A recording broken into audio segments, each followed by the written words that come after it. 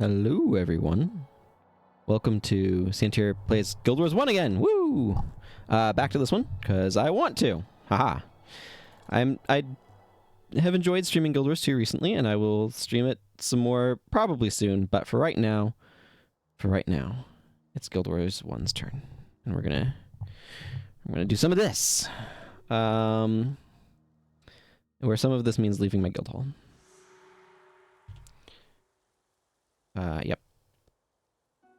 Okay, time to, I want to go, yes, Sun Spears and Credit. That is exactly what I want to do. Good job, past me. Audris, I am going to pick up your quest also, because I should have it. I need to go to the Ascalon settlement. I've now got a box in my,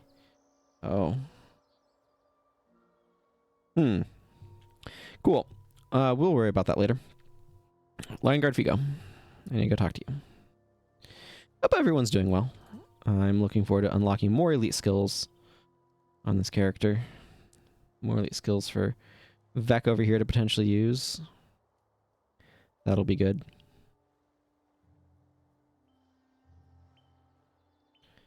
Figo. I believe I need to speak with you. Right? You know what? Probably not. I need to talk to Beto to... Ugh. You know, you don't do things for a while, and then you forget how they work. And then you have to go... run halfway across Lion's Arch again. Can't even jump on your Warclaw to speed it up. Nope. We don't got those here. They exist in canon at this time period. They're certainly not in Lion's Arch.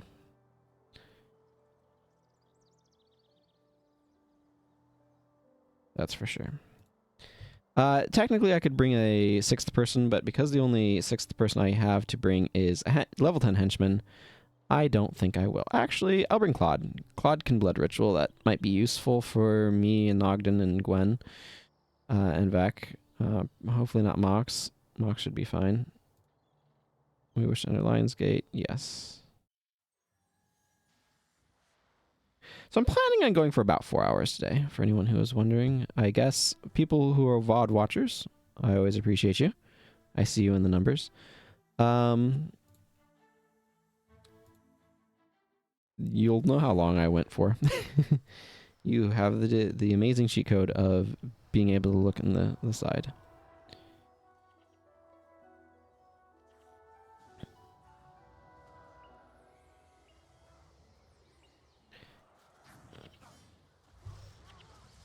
I do not want to be standing in a firestorm. Well, Claude is dead already. That's kind of why I didn't want to bring him, because I kind of figured that would happen.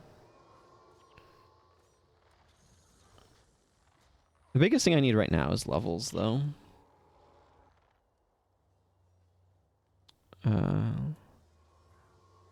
Okay, yeah, we need to hang out by these to make them fall. The meter fall is what I'm referring to here. We want to get rid of these Chaos Rifts. We are being ambushed from behind. That will not do. Mox have this. Well, or I could cry frustrations.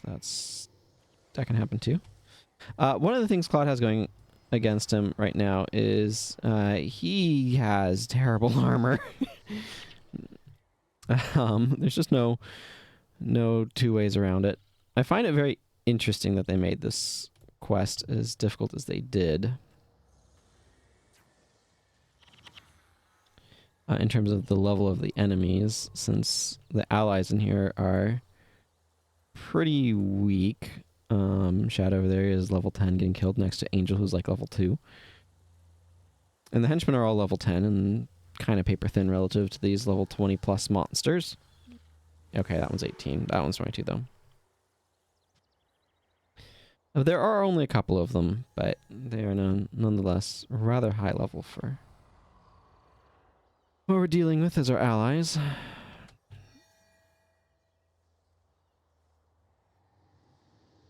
Energy Surge, Mind Rack, Spirit of Failure, and then my rocks will hit.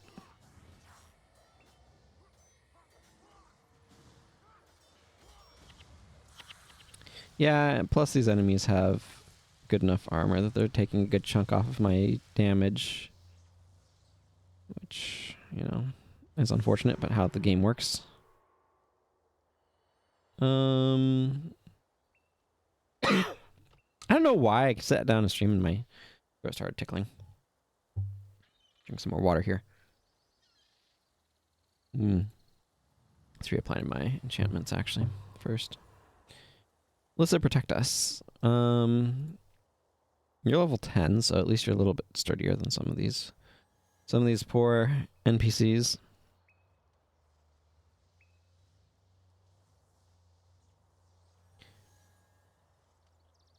Level 15 Lion Guard sentries, that'll help. It definitely is like a numbers thing where you're supposed to have more numbers helping you take care of them.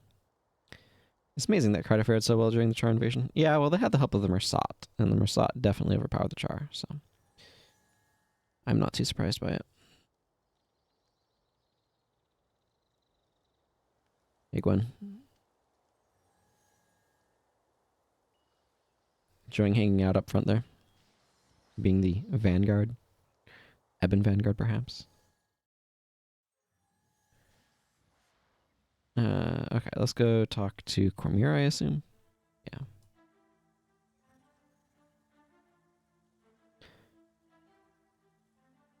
Yes. Bring me to the Sun Docks. Ilona, land of the golden sun. Ilona, land of the golden sun.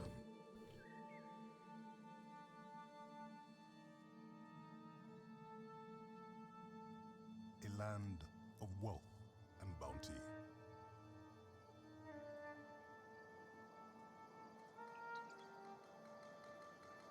A land of heroes.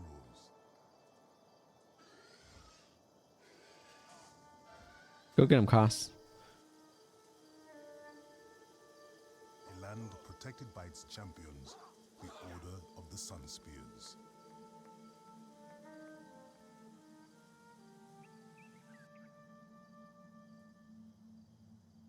A shadow now falls upon this land. Here's Cormier. Making a boo-boo. The shadow of an ancient and forgotten darkness. I don't know, I just felt like watching this cutscene again, you know? Night falls. The time of the five gods is at an end. I wonder if they use 6 eyes on Abaddon because of the 5 to 6 thing. It's the 6th one, coming to eclipse all the others. I could see it either way. That might be a little more poetic than they were thinking.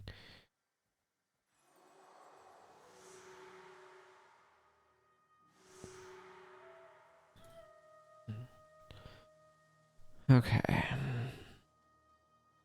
So my plan, loosely, is to collect the heroes here. Yeah, this is a fine configuration. Is to collect the heroes here and then make my way back to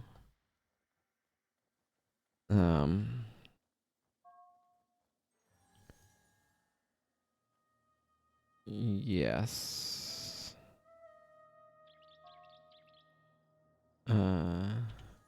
Anyway, to collect the heroes here and then make my way back to Kryda and continue through the prophecies story there.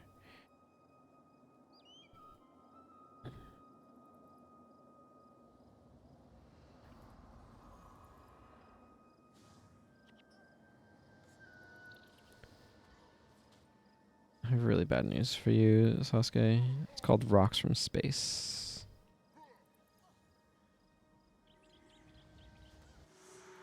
We're not watching all the cutscenes or anything.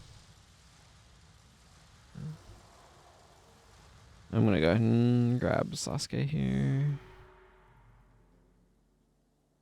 I want to make my way to Sunspear Great Hall and pick up a few outposts here.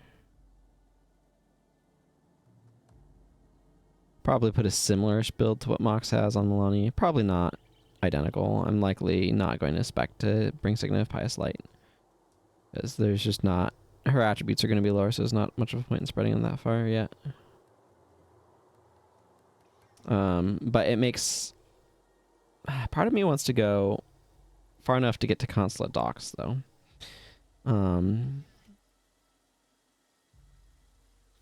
I'll need to check to see if there's anything to capture in the... there's the...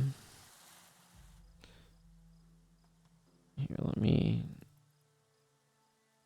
Nightfall Elite Skills.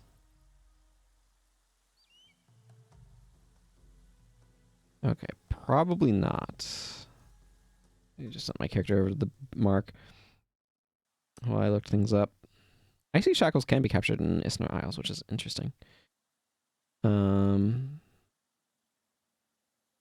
Yeah, okay. During a Land of Heroes, you're all alone, crippling Anthem Vow, Strength Reaper's Mark, and Balthazar's Pendulum. None of those are ones that I can capture on an Elementalist Mesmer, so not anything I need to worry about. Probably worth considering. I don't have anything I can get here yet. It would be prudent. It would be prudent to grab a... nope, not you. The Signalman. I don't know why this is so convoluted compared to other ones. Thank you. I want a copy of Nightfalls. And I have stuff from my heroes. We'll worry about that in a bit.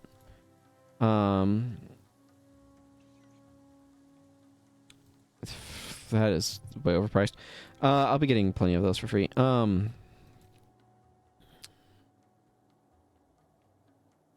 Let's see. Heroes. Let's just start by giving everybody the equipment that they just gave me. So this stuff is garbage because it's for level 2 costs. This is non-max, but it's better.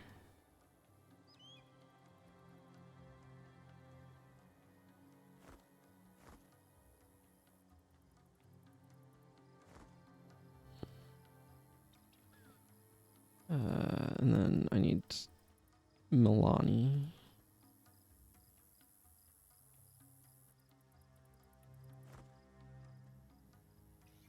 Okay, let's add Dankoro and Koss here. I do eventually want to level up Talkoro, but we have to order our priorities somehow, you know? Okay, so I don't think you should be having more Earth Prayers than Scythe Mastery. I think you should be maxing out Scythe Mastery and then going into Mysticism.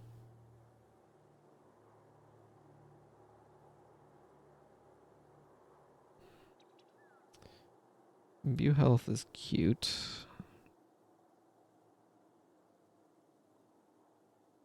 Rending Sweep is really good utility. Armides is good.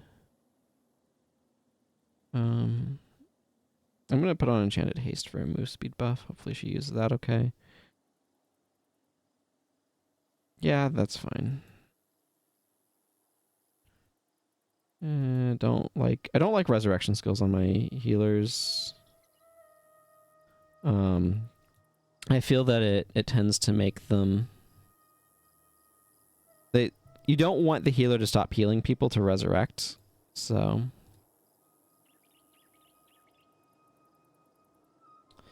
Definitely working with a limited selection of spells here, though. I kind of want Heal Other because it's a good strong heal, but I also don't think he's going to use it well. Let's just give him that one. Healing Seed is also a pretty reasonable choice. And go good old Whammo so I can give him... Whoop! Resurrect. Or... Do I have... Actually, I think I give him Anti-Signite. Do I have Symbolic Strike? I do. Okay, I'm going to give him Symbolic Strike. Leave that on. I don't... You're not even spec'd into Strength. Why would you have... Never mind. It's a poor question, but...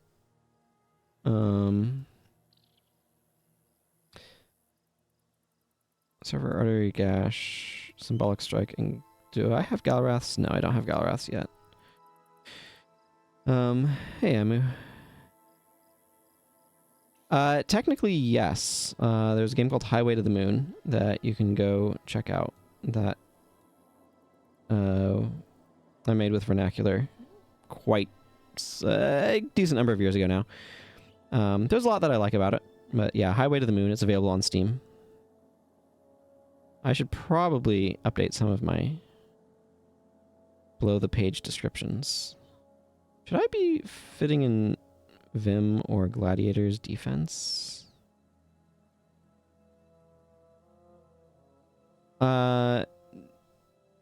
Nothing active at the moment. I've been working in RPG Maker MV to try to make something. But I tend to be pretty all over the place when it comes to working on projects. And there's been a lot of... The Highway to the Moon is more or less a twin-stick shooter. And it turns out RPG is an incredibly different, more complicated genre. And there's been a lot of trial and error in trying to figure out how to make compelling systems that I like and enjoy and work well. I agree with you. I think MMORPG is the hardest genre to design for. Just not that I've done so, but just even thinking about it is like... Let's see. Yeah, I think I'm okay with this bar.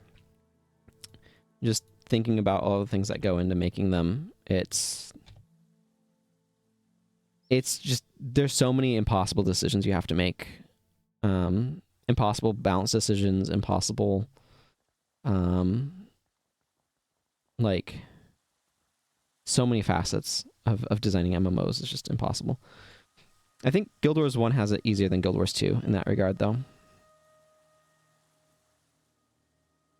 Thor, eh? Oh, no, I am unfamiliar. I think of the Norse god and then the Marvel version of that a little bit as well. I see, gotcha.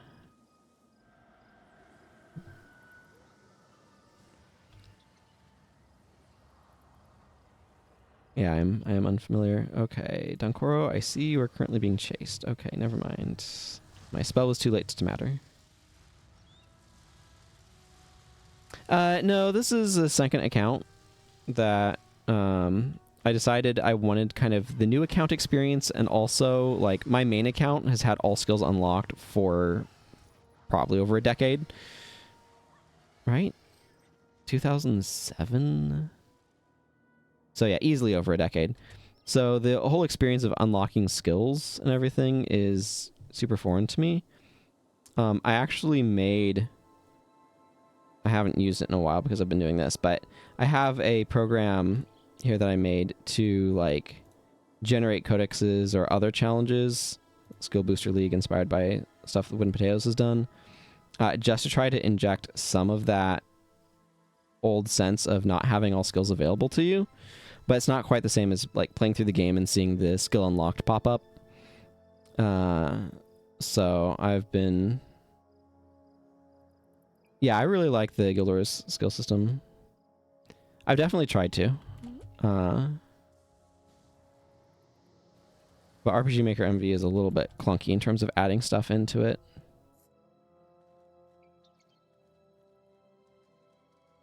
So eventually I'll probably go to like Godot or something.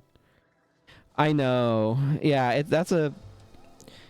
I mean, Guild Wars 2 doesn't go into the billions, but there's a certain point where it's the number, it just has a bunch of nonsense after it. And I think sticking to smaller values that are more human processable, like, 63 or whatever right there, is just way better in terms of, like, everything else is just numbers inflation.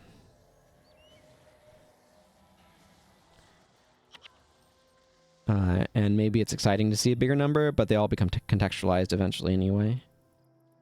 And so you just approximate to whatever actually is meaningful.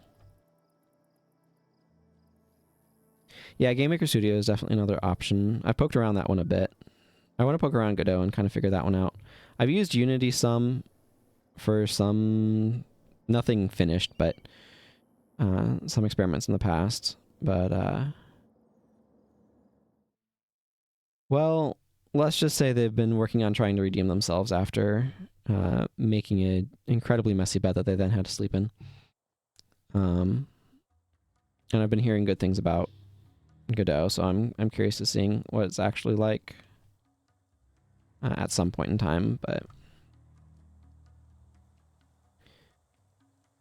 kind of want to finish something in RPG Maker MV first, and then never touch that software again. I have lots of thoughts on RPG Maker MV. I think it's a really good piece of software for like getting your toes wet and whatnot, but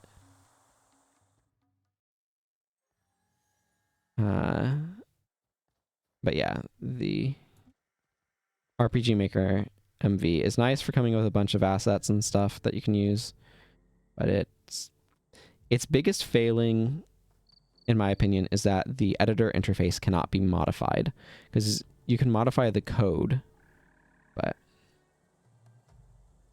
oh yeah, it's not a source of income until you release something. The only way you can get money ahead of time is to basically trade some of the future revenues for money now with a publisher. That's the only way that works. Once you have something on the market, then that is an actual product that you can make money from. But it's the same thing with a lot of artistic endeavors, including like writing books, for example.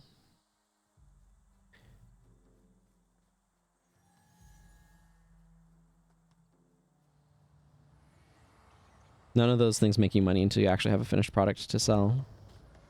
I really should have cast that on Milani, but here we are.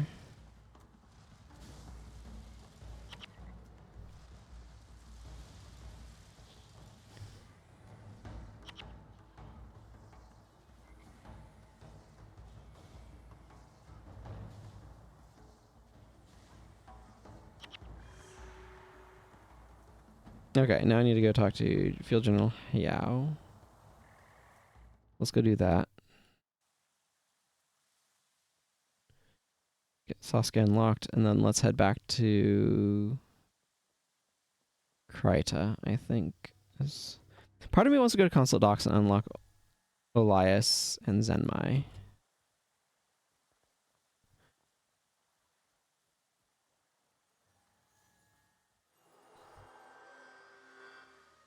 But I think I'm just happy heading back to Kryta.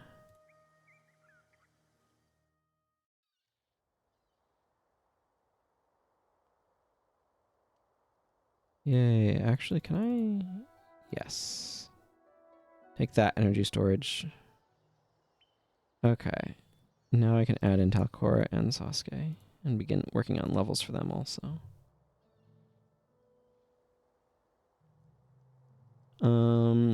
Yeah, Talcora generally is spec'd towards prop prayers. Let's give you Mark of Protection. Guardian. Prot Spirit is good. Heaven's Delight is nice to have. I actually want Signet of Devotion over. I think Prot Spirit actually is a bit ambitious. I like to make you fire. Let's just start by figuring out how high I can make your fire magic.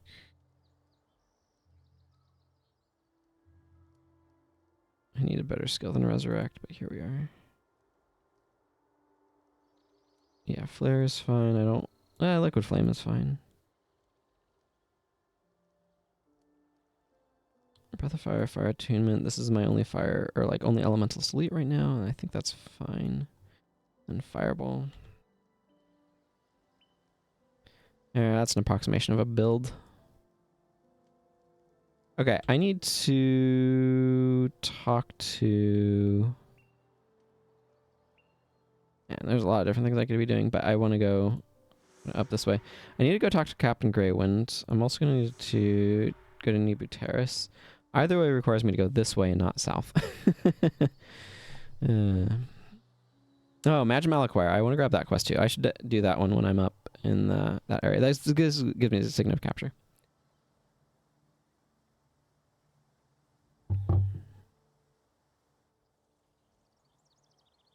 Yes, please.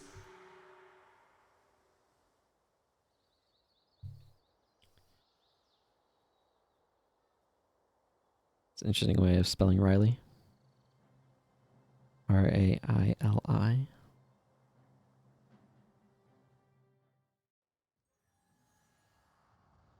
Hello, Riddick. Yeah, that's where the Orient tablets are. I want to go towards...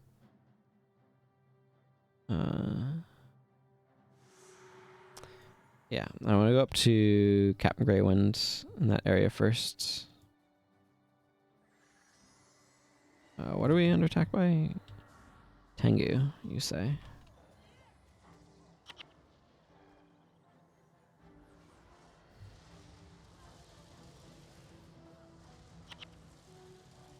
I'd like to get Mind Burn. It's not spectacular until I have more energy storage anyway, because I can more consistently get the bonus effect off, but it would be a nicer elite to have available to me than Double Dragon. I think Double Dragon is fine, but it's really clunky as a player to use, because you need to try to pick the ally that you want to cast it on in order to get better use out of it. And when you're mostly focused on enemies, suddenly having to switch over to trying to focus on an ally is doable for sure, but it does add a degree of clunkiness. Of course, we're such that we're kind of steamrolling these level 11s, but... see, I do have max armor on this character, right? Yeah, I just don't have any runes or insignia in it yet, which is fine. Those can come later.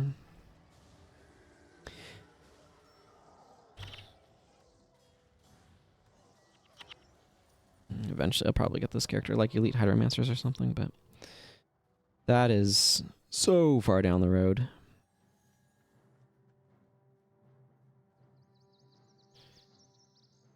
I do wonder, like, when might I transfer resources from my main account to this one? Certainly after I complete getting all skills unlocked. That much I know. I think we both chose Milani, which is redundant and therefore bad. As far as decisions go. There's so many of this. They later added that effect, so it's the same effect as Breath of Fire, I think.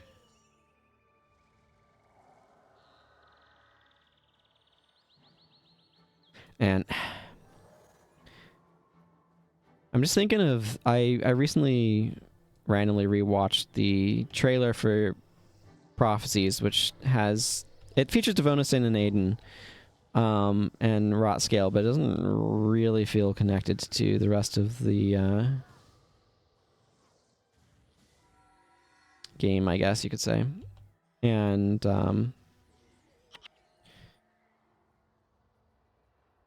like it has Devona dual wielding swords at one point, which is not a thing you could even conceptually do until some of the dagger sets that look like swords came out. But the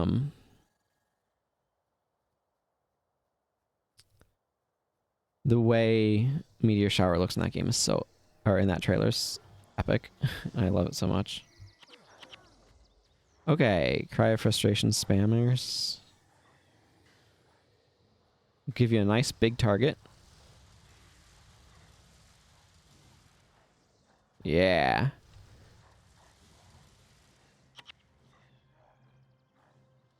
Boom. Lots of rocks falling on that guy.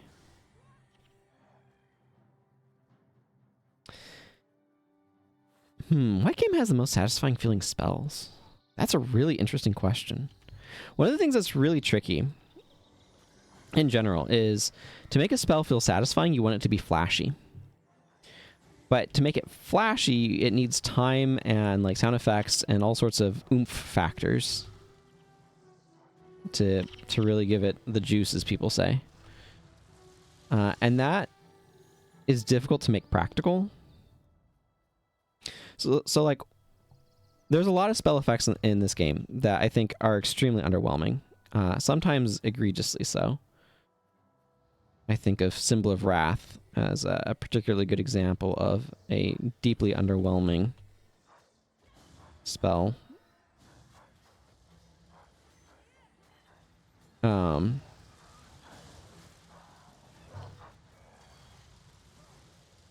that doesn't even have any effect.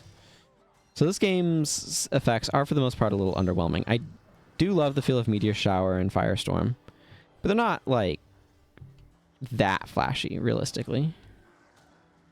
Although nothing kind of beats the feeling of seeing a firestorm in the distance. It's a spectacular sight. Somebody may have forgotten to keep their attunement up, and that somebody is me. Because I can tell you right now, Sasuke has his up. But Guild Wars 2 is better about flashy skill effects to some extent, but it also often lacks some of the physicality or the oomph factor that you'd want.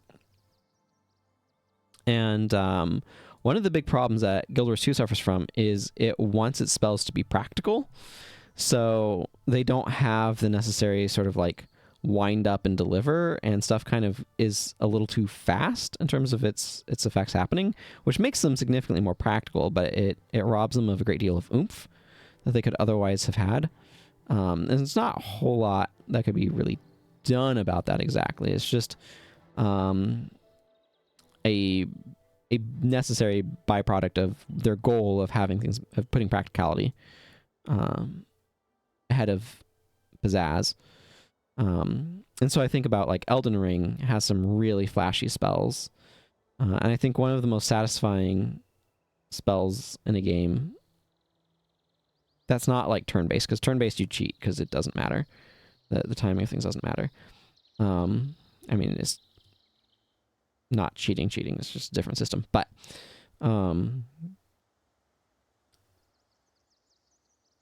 like Scarlet Aeonia has such good feel that spell's super satisfying to use, even if it's deeply impractical most of the time. And like the most practical thing you can do is little pew pew lasers. Certainly feels like. But it has some really flashy spells that are really, really cool. Was like what games do a good job of hitting flash and practicality, and that's a really difficult, because those things are pushing against each other, and that's what's so difficult about it. Anyway, you get these things. Definitely some useful spells here, but I don't remember what things I'm going to get through skill quests and whatnot. I mean, I could look it up, but I'm not going to. It's not urgent.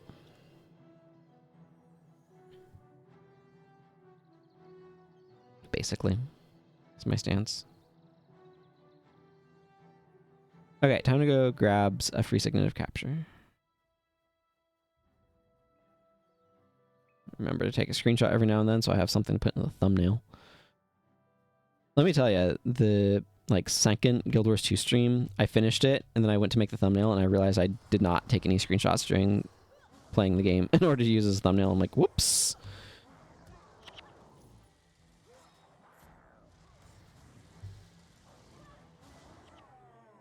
So yeah, I felt a little silly for that one. Had to go back and take a thumbnail or take a screenshot, and you can definitely tell if you know what to look for that it's after the fact, but that's okay. That's life sometimes. Cost. I want you to be all fiery and stuff.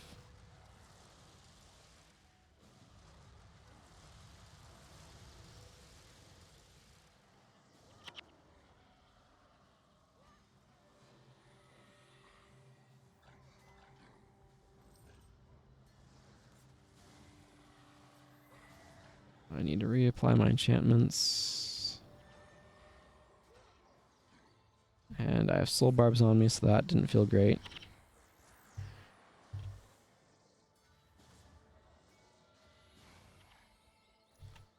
It is interesting. Like, I talked about this in the... is this the first Guild Wars 1 stream I've done since the Guild Wars 1, Guild Wars 2 build system comparison video I made on my YouTube channel? I think it might be. Anyway, it is really interesting to me just thinking about the complexity difference between skills in this game and that one. It's something that I've continued to think about some after finishing that video, which obviously that was one of the big points that I was making in that video. But it's just, it is really striking to me just how Yeah, I think it's up here, right? Is it up here? Or is it further on?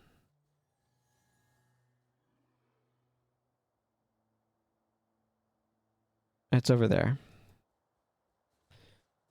But just how difficult it can be to remember what Guild Wars 2 skills do, in part because they do so much, in part because they change so much, but in part because you're trying to find the equivalent functionality.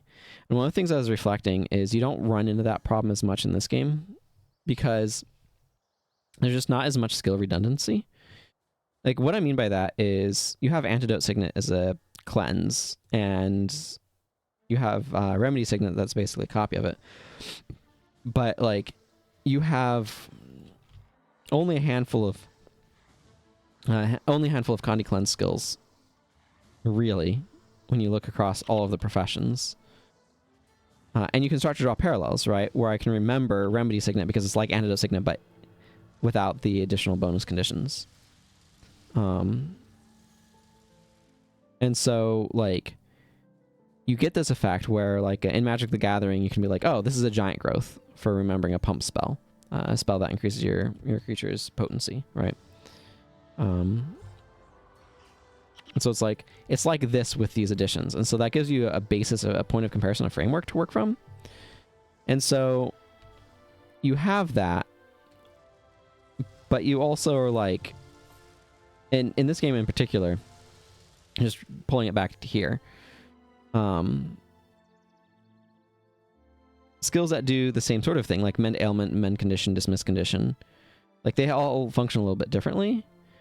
But if you want to try to remove conditions from a character as an Elementalist, you're not using any Elementalist skills. You're dipping into Monk, most likely. You could theoretically use Paragon skills or Ritualist skills or whatever. There's definitely options in those, but my point is, though, there's a big difference between... Wow, we are absolutely just wrecking these things. My meteor shower barely had time to do anything. But my point is that there's a huge difference. We're just going to be standing here picking up items for the next, like, minute. Because they all dropped these Orient Tablet shards. I have more than I need for the quest, I believe, but... what ends up happening is you're trying to find the equivalent sort of functionality, but none of them are quite the same, and it's always a part and parcel of something else. So, for example, if I'm on a Vindicator and I'm currently in Arkham Victor mode, and I'm on Victor, then my stun break also stun breaks nearby allies, if I remember correctly. I don't use Victor as much because he has a Condi Cleanse skill that I like to go into, but otherwise I tend to be on Arkham is a stun break that also stuns nearby enemies, and I think does some damage. And then you switch over to Malix, and it's like, oh, this is a stun break that pulls conditions around people to you. And then I go over to my like Elementalist, and it's like, okay, what am I using for stun breaks here? And you have, like, most characters have multiple stun breaks that they can bring, right? And so it's in each one that has slightly different functionalities. So it's like, oh, I have all of these different things to try to remember that are all like this plus this plus this or whatever, and it's just a lot to keep track of. And so you have, most classes have overlapping functionalities, so you end up being like, how do I remove conditions on this character with this profession? And is it because of a relic effect? Is it because of a trait effect that's making skills add that effect, or is it the skill itself normally? So it's like Shake It Off removes conditions and is a stun break on warrior, but you can also use the relic of the trooper or whatever it is that makes your shouts remove conditions, and then that would remove an additional condition or something probably, but can turn all of your other shouts into Condi Cleanse. It's just like keeping track of what effects you get off of what skills becomes really complicated after a while, because there's just so many possible things that modify them. And so that's I was talking about that complexity in the video, but it's just something that I've been thinking about a little bit off and on since then. And just the way that, like, every class needs to do everything because they can't take functionality from other classes. and the sort of consequences of that. I don't know. It's interesting to think about.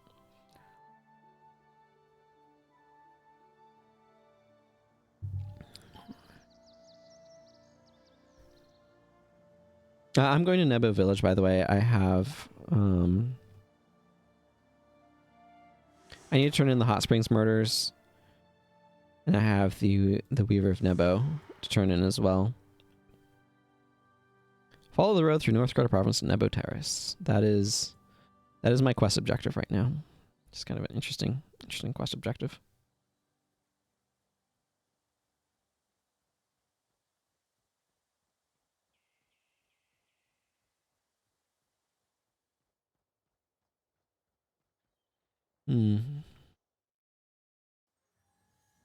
Okay.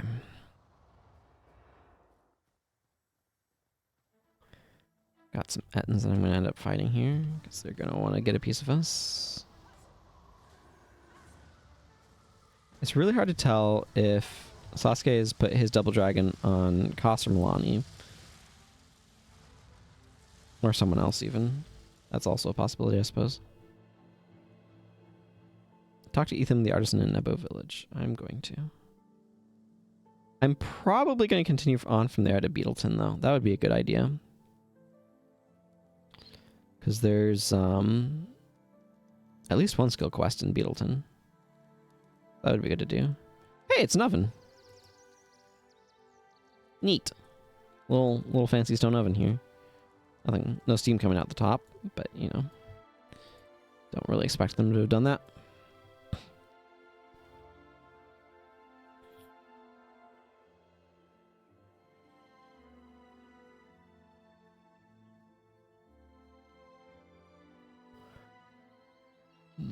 Here, Ethan. I have a delivery for you. Jaiju Tai is a jackal. She lent us materials to rebuild our village after a bandit attack, but she acquired repayment too quickly, and each day she reckons our debt is higher than last, so that we can never repay her. I tell you, I started to think what her new demands will be. I'll take this matter to the elders for consideration. In the meantime, perhaps you can help us by supporting our local artisans. If you have raw materials, I can craft something for you. Yeah, so we can make linen, parchment, leather squares. Never make steel ingots this way. It is a ripoff. Lumps of charcoal are way too expensive, for one thing. You can see here. But even the cost of crafting a steel ingot, you can buy them off of the from the rare materials trader for less than the crafting cost. It is exorbitantly overpriced. I don't know why they ended up balancing the game that way. You're better off using that money to buy expert salvage or superior salvage kits and then salvaging stuff that contains metal. You'll get more steel that way for cheaper in the long run, I'm sure. The Lion Guard has outlived its usefulness. The White Mantle will now see to the protection of Kryta. It's really interesting how they treat the White Mantle in Guild Wars 2. Shames me to think of what has become of the Lion Guard.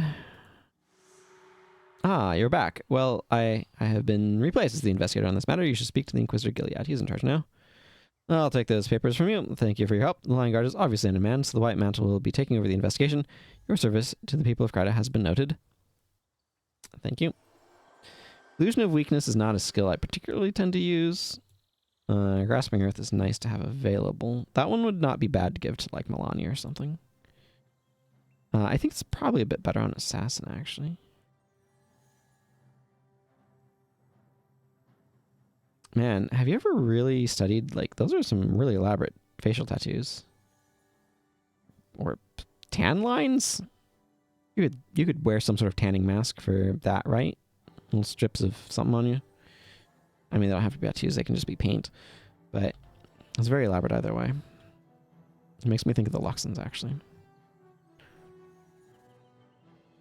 Milani over here spamming Pious Renewal on recharge.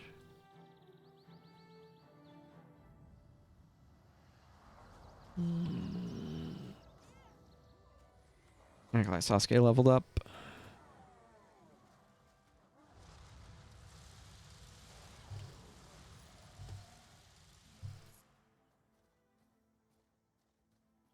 Did I take this character over to TOA? I did. Yeah. I'm not going to do Senkin K. We're not... I want to go get skill quests in these areas, but I went down that way to get Fire Attunement, that's right. Boy, my last stream of this was a while ago, wasn't it?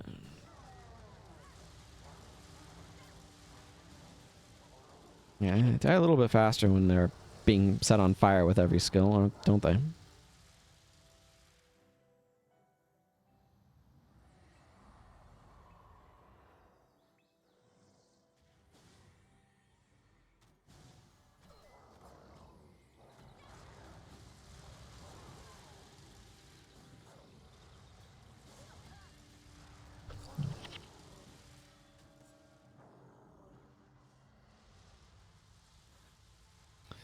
I wonder where the best place to capture Mindburn is. I know I can get it in Hell's Precipice, but that is a ways off, to put it mildly.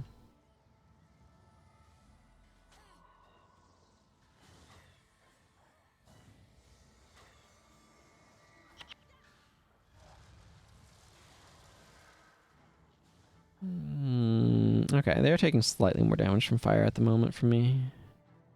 Probably a little bit of a level thing, though, going on with that. It'll be nice to have fallback and incoming available, but it's also not an immediate concern.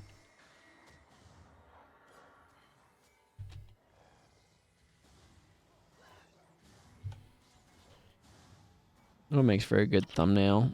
I don't know. Definitely affects viewership, but I feel like whatever instincts I have for marketing are just not very good, so it's unfortunate. Challenge of mine. Need the help of somebody who actually knows how to market things.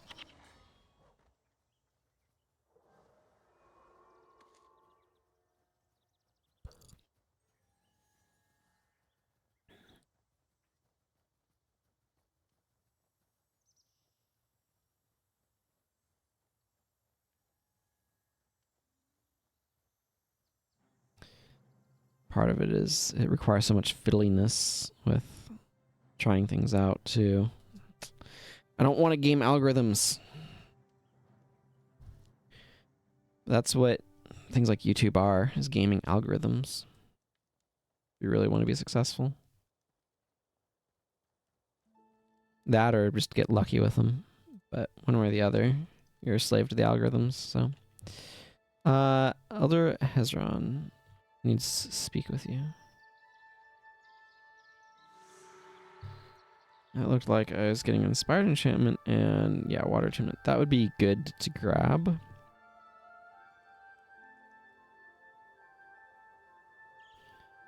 think we can all agree. I should probably clear some of this inventory out. Mark of Aidens are not something I need to be having in my inventory either. Canes do salvage to iron ingots. They're probably worth a little bit more. Oh, that longbow. That might be useful for Margaret eventually down the line. Who even knows? Hey, I unlocked a bow grip of defense. Not the icy part, though. I might hang on to this because I probably want the icy bowstring. Icy bowstrings are, in my opinion, quite useful. Mostly because I like Grunt's Grasp. It's an alternate way of doing a creep shot build.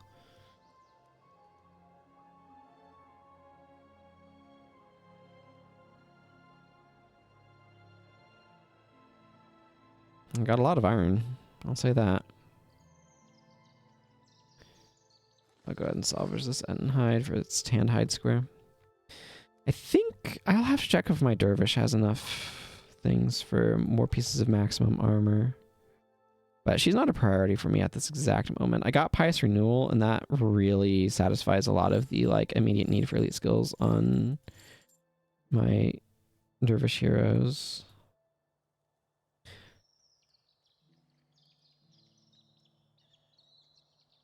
Okay, I do have a copy of Flame of Secret Prophecies here, which is good. That's easy to forget to do. I think I forgot on Sophelia Ash. All of these characters are Sophelia something, so it's not really a useful thing to say. I forgot on Sophelia. So that's the naming scheme for this account. I like Sophelia. It's a combination of Sophia, which is, and Philia, which, you know, Greek for wisdom and a type of fondness, love. It's a very intentional naming scheme. Milani, I want you to have this.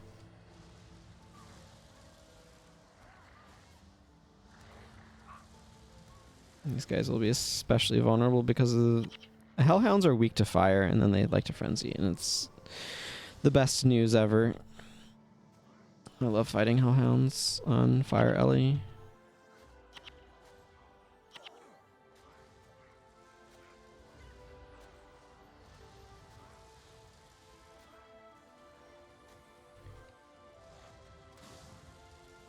These skill effects aren't bad. They definitely lack a little bit of pizzazz, but I don't think that's bad. It's when they don't have much of an effect at all, or none in particular, that it starts to become a problem, I think. This is clunky.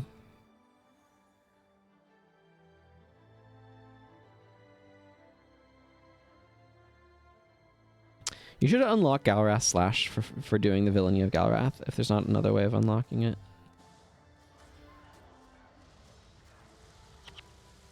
Look at that, 70 damage to that Hellhound. That is spectacular.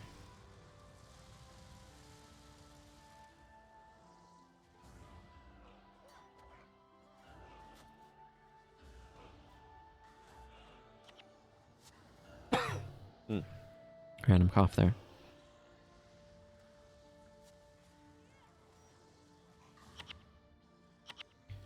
My attunement wore off and I didn't notice.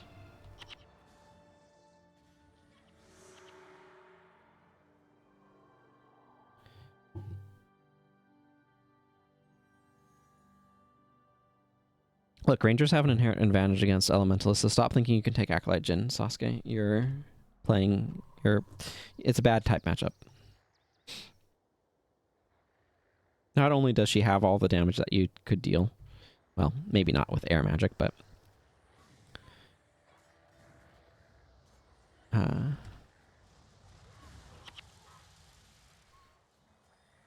not only that, she also could theoretically have access to interrupts that would absolutely destroy your day.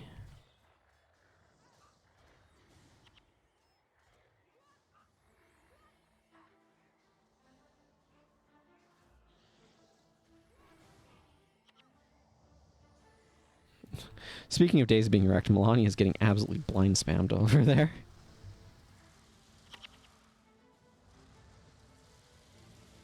Marker protection is one of those skills that, like,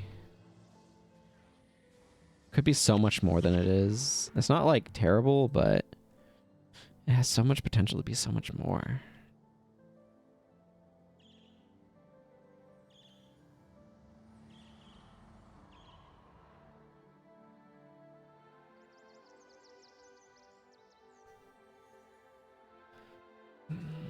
Just need to stop all these hordes of undead. Unfortunately, Sever Artery and Gash is a bit clunky against them, though, because a lot of them are not fleshy. Here, Koss, I'll give you this boon. Technically enchantment, but, you know.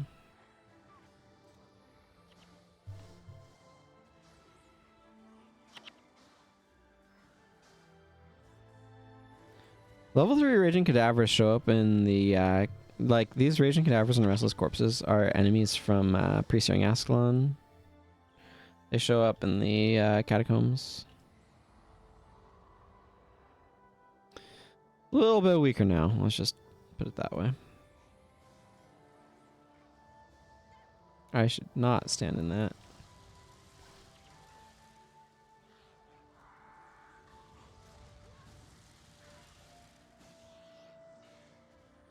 Nice dust.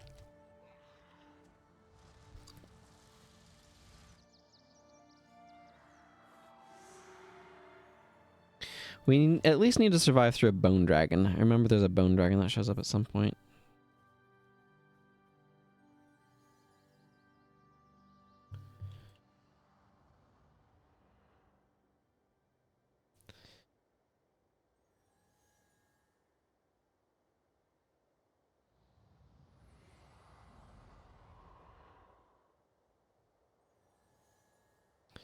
Well, I don't see a bone dragon here, but those grasping ghouls will be a lot easier for cost to do stuff to on account of.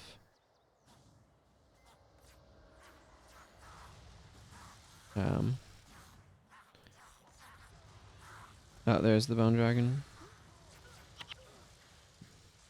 And earthquake interrupted my meteor shower. That's just rude. Flare having an AoE because I finally have access to Overcast is nice, though.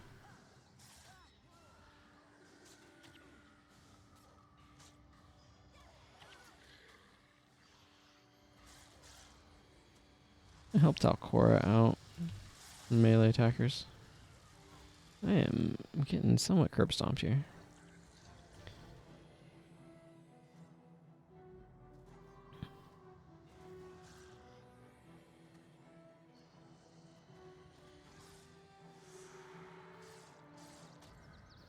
Bone Dragon died and then took a moment to actually fall over. How much are Bone Dragons? I guess there's sort of a thing in Guild Wars too. Definitely not as much of a thing as they were in this one though. Interesting to think about. Okay. Other Hezron, I would like to receive my reward.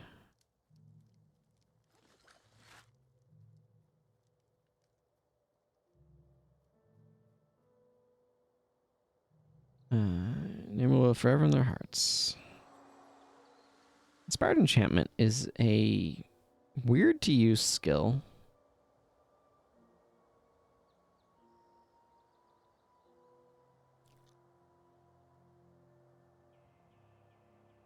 Like, it's just weird to try to figure out how to use it well. Water Attunement is really good to unlock, though. So happy to see that one. I don't remember offhand how you get access to the other attunements, but that's a future me sort of problem. Chios. I've got some random stuff to sell you. I don't remember if I can... should I just get Runes of Holding now? I can. Probably smart too.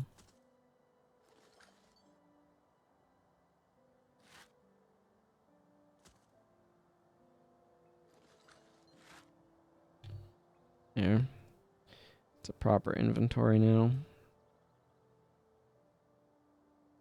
Bunch of random trash in it, but that's fine.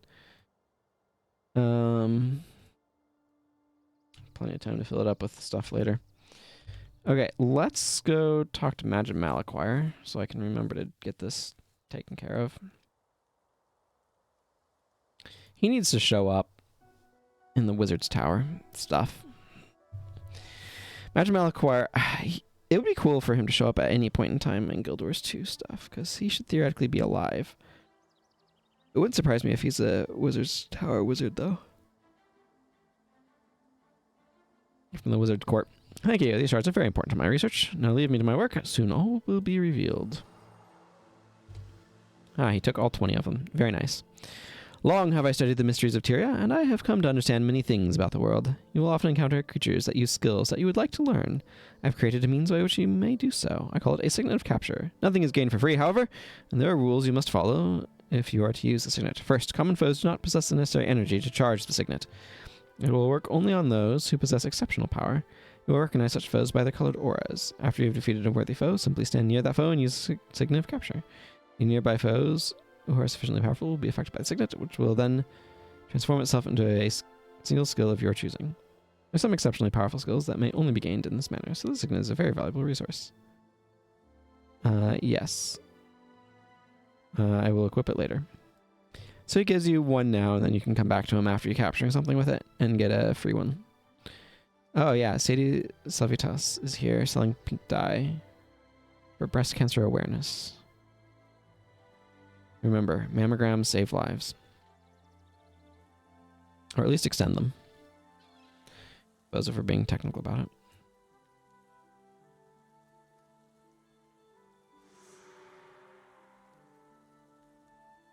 Yeah. Well, let's go hit up Delesio Seaboard, I think. That seems like a reasonable next direction.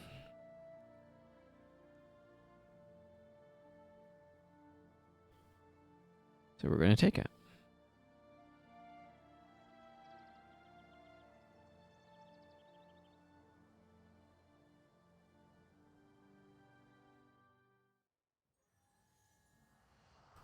We will hit up here first and kind of take the long way.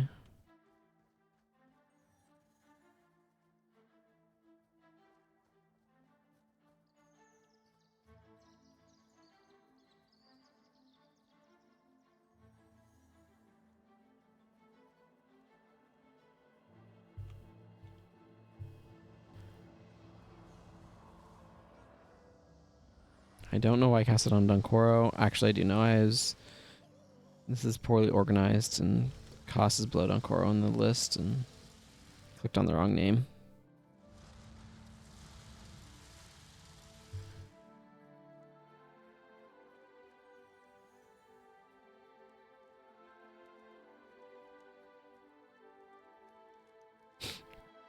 Hello, thank you. I will do the follow-up quest also.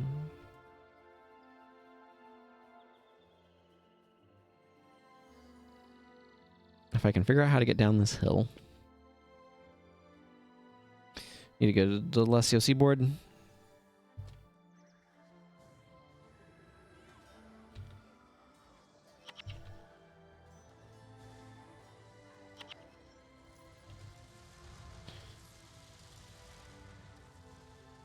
And want to make our way to Maguuma. There's a few useful quests to be doing there.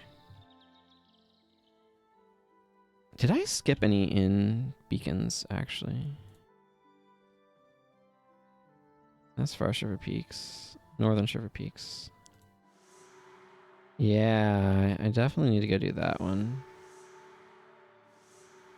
For the moment, let's go to Delesio.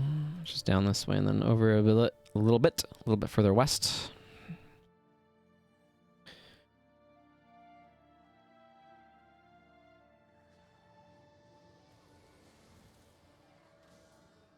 So this part floods.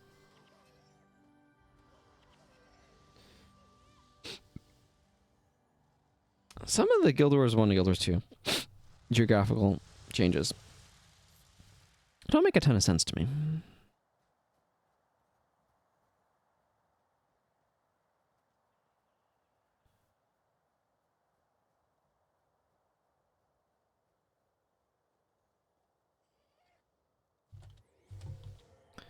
Trying to think about where the Durman Priory is. This is in Lorner's Pass in Guild Wars 2, but that's right next to LA. Like, you can go out, but I mean, LA, sort of the outskirts of LA on the western side, but this part of LA is flooded. Right? At least some amount of this. So then where is LA actually stretching and covering? I need to spend some time on that Shaman's Historical Guide to Tyria or whatever it's called. The thing that actually looks at the map overlays. So it feels like there's some weirdness going on. I mean, there is a lot of weirdness going on, don't get me wrong, but a particular branch of weirdness I want to try to maybe figure out a little bit.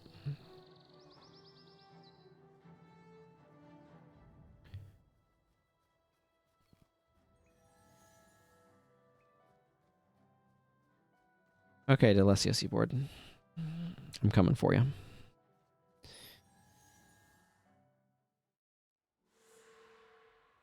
Okay, we will do that, but I want to go do some succulents over here in Beacon's Perch.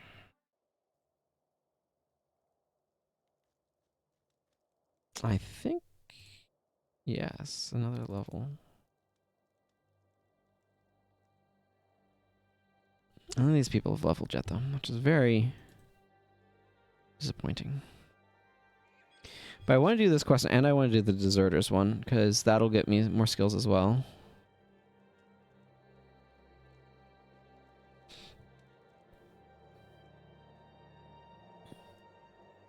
I don't have air attunement yet.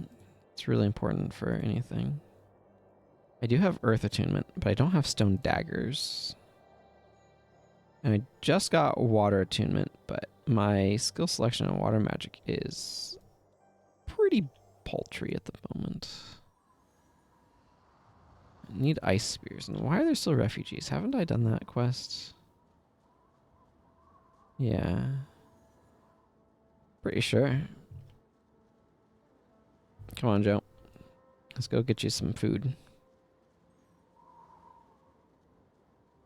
They'll burn nice and crisp with all of the fire magic my team has.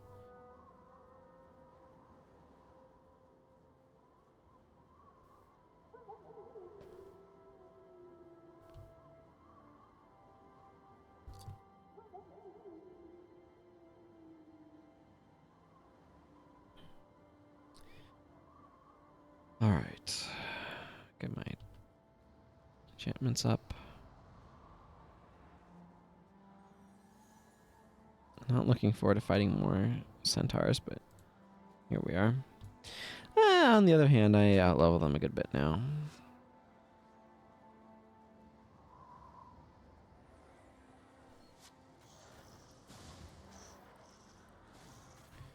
Wow. Is that boons? I think that's boons. Boons are not very effective here. Thanks, Sasuke.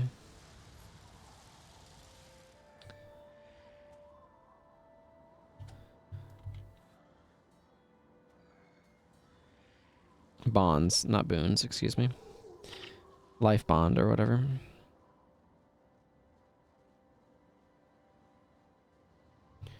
Where's Joe? Is he around? Did he die?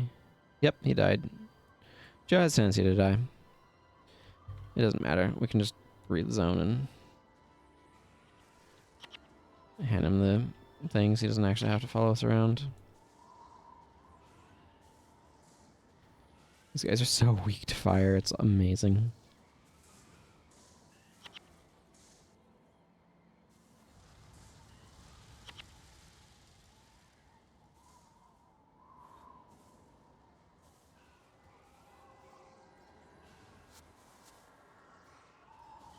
You'll notice they suddenly start taking a lot less damage. That's because of winter turning it to cold damage rather than fire. So it's no longer hitting them on their weakness. I need 10 pieces. I have some amount that I will be picking up over the next few seconds.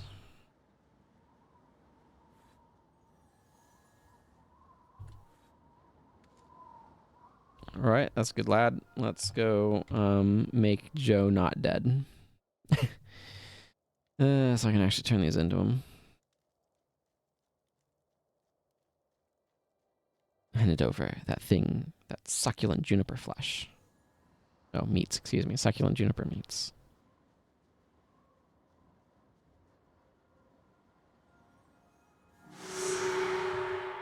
That was really loud. That stacked to that sound effect multiple times.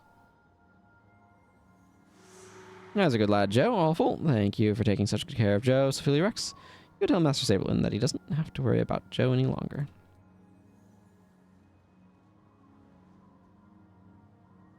I will do that, Old Mac. Old Mac as opposed to a young apple or a new apple.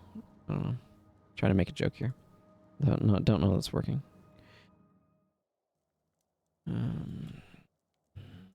So you're sure that Devourer is sated? Well then, good work. We haven't had an attack in days. Shatter Enchantment, Lightning Strike, both really nice to have. Both previously actually technically unlocked. Ooh, Ice Spear, that's really good to get. And Inspired Hex is situationally very, very useful. Stretch moment.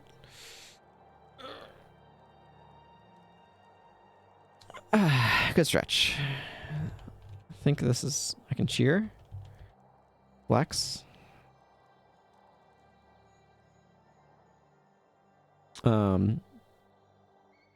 Always feels good to do a good stretch. The looking at the design on the side of the pants, that's kind of neat, actually. The thought that I was having left my mind. That's okay. Oh yes, Inspired Hex is situationally very useful because it can't be replaced by monster skills. So there's some areas where there's some monster hexes that you can use it to remove, and it gives you a bunch of energy back, but it doesn't replace itself, so you can just...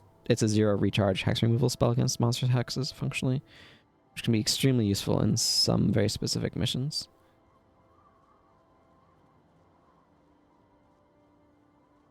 Grand Code of Sebulka a little bit. It's just a damaging effect that gets applied there.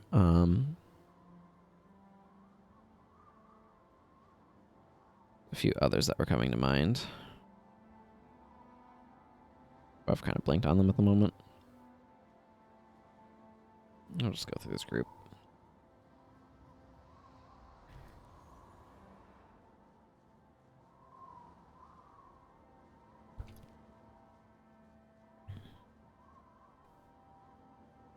Oh yeah, Ruins of Mora. There'll be another one. I think there's a hex that a monster hex that gets placed on you by Varish there.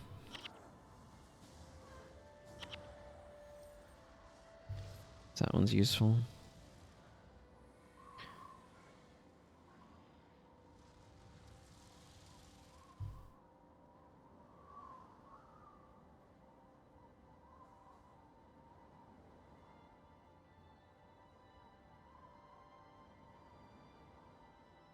Damage types are so awkward in this game, and that they kind of matter and they kind of don't. I understand why they functionally got rid of them in Guild Wars 2, so far as I can tell. Where, like, there's some reference to damage types, but mostly affects kill animations. Or death animations, I should say.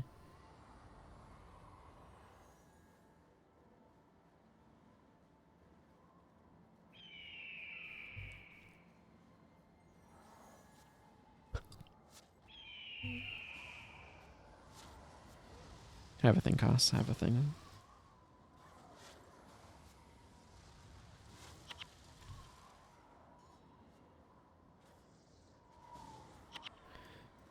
Yeah, they definitely have greater resistance to cold than they do to other damage types. Which is interesting. Cost must be getting arm health from his... Yeah. Is shield giving him plus 20 HP? It is. She's not getting any from that, but she is getting from that.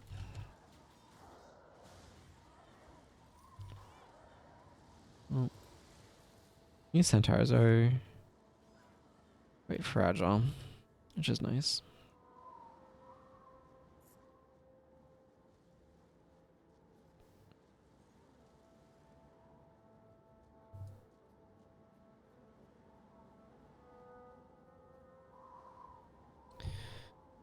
Alright, time for a walk to the next fight.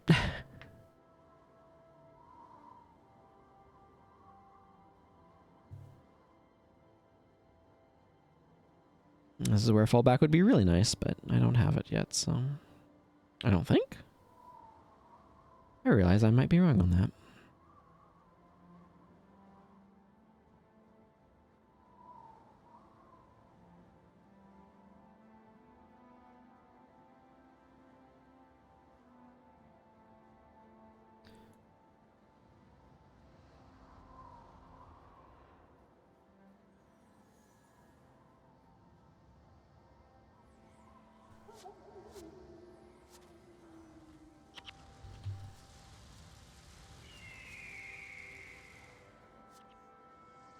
Honestly, the best part of Double Dragon is probably the fact that it makes skills set enemies on fire for a few seconds when you target them. It's a very strong effect.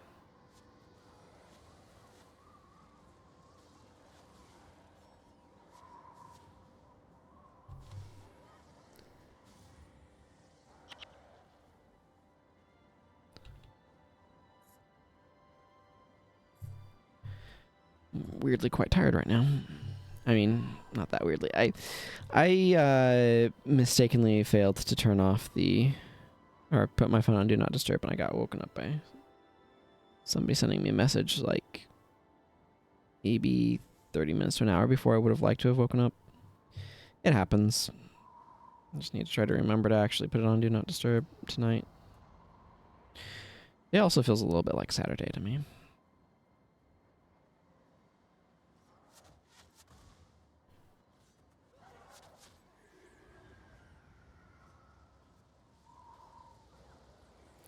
I just realized like a doofus just this moment that I could look over at their effects panels to know which one has Double Dragon on them and which one doesn't. As applied by Sosuke.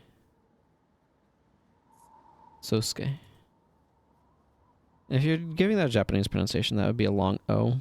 Yeah, sometimes would write it with a bar over the O. Sosuke.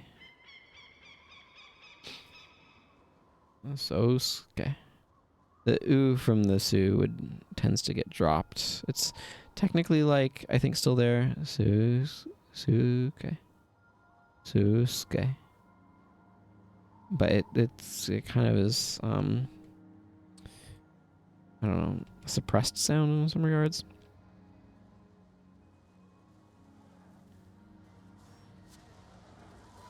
Well, you know what? Dunkoro can have it too. Not as useful in Dunkoro, but he can have it too. I meant to click cost, and I clicked Dunkoro. I'm just realizing it doesn't help that they're in kind of different orders over there, aren't they? Weird. Oh, that's why. These guys are in the wrong spot. Not that low.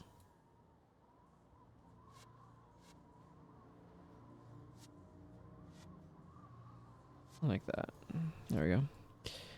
I don't know how I ended up getting them in the swapped positions, but somehow I managed it. Oh, that's a level 7. I apologize in advance for dropping rocks from space on your head. But not that much. You actually have pretty good fire defense.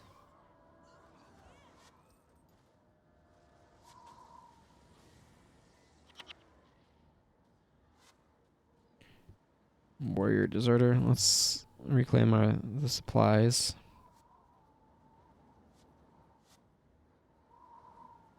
Can't really blame him for bloodstained jerkin. That's a good trivia item.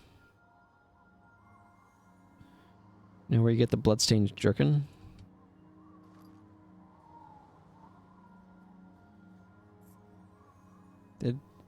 No, there's more deserters over here fighting.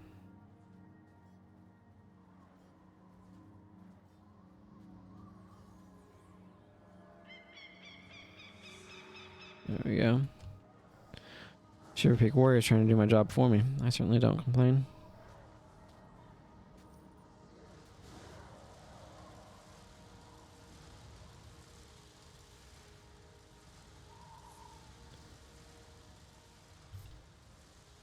How on earth did I end up getting those two Hero 2 and 3 spots swapped in my arrangement of the panels? I do not know.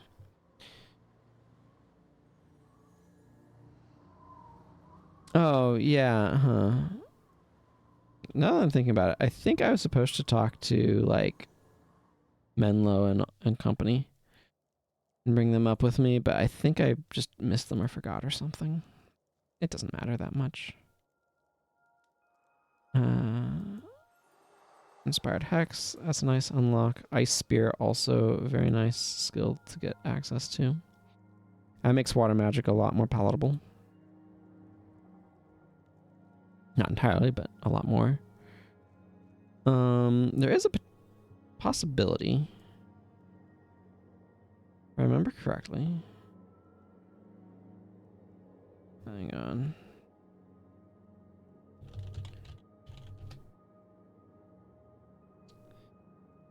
Let's see. Oh.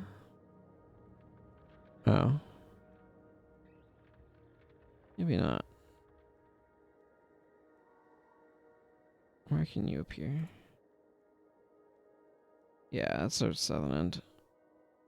There's a, plant boss location, spawn location, but it is not a useful one for me.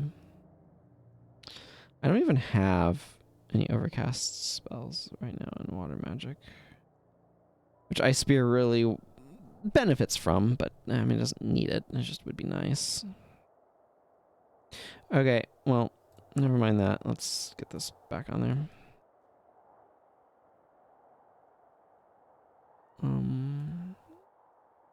I think I got everything from Yak Spend.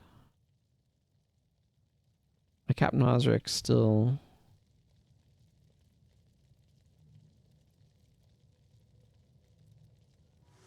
I will grab these quests now. I won't necessarily be doing them, but I've done Howland, Sebado, and Grand Mason Stonecleaver. It needs to be said with a bit of dramaticism. Okay. I think that's... let me look up... or let's drop off into the Lesio and then look up.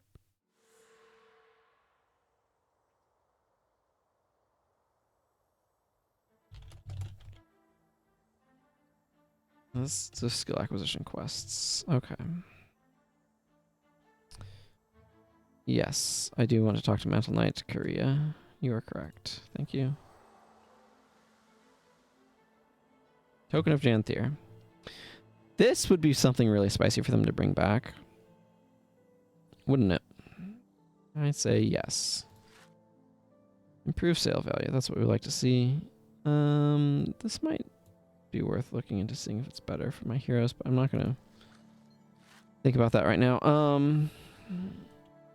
Where is Adriel? I have some things to sell you. I'm not going to bother wasting charges on such mediocre salvage options.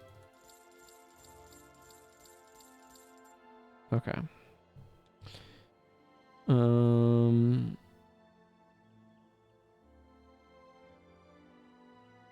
Right. Skills.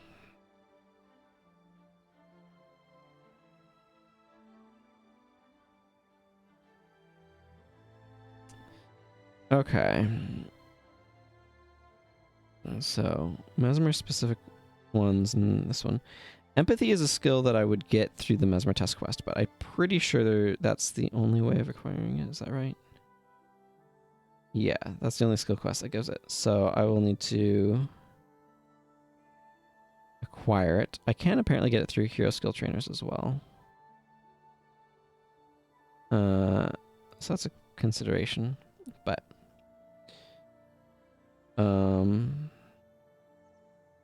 pretty sure I've done all of these. Let's see. Power Leak and Imagined Burden. Well, there's Power Leak. Chaos Storm. Yes. Illusion of Haste. Well, there's Energy Burn. Diversion and Shatter Hex. Diversion, Shatter Hex. And over here, yeah, I have Word of Restoration Flare, Firestorm, Blinding Flash, Armor of Earth, and Frozen Burst. I definitely remember seeing Frozen Burst. There's Armor of Earth. Ward Against Elements, Eruption, and Shardstorm. Magnetic Aura and Earth Attunement will have Earth. I have both of those. And Whirlwind, Ward Against Foes, Ice Prison, yeah. Northern Shiver Peaks, so Power Spike, Channeling. I remember using Channeling earlier, and there's Power Spike, so I've done that.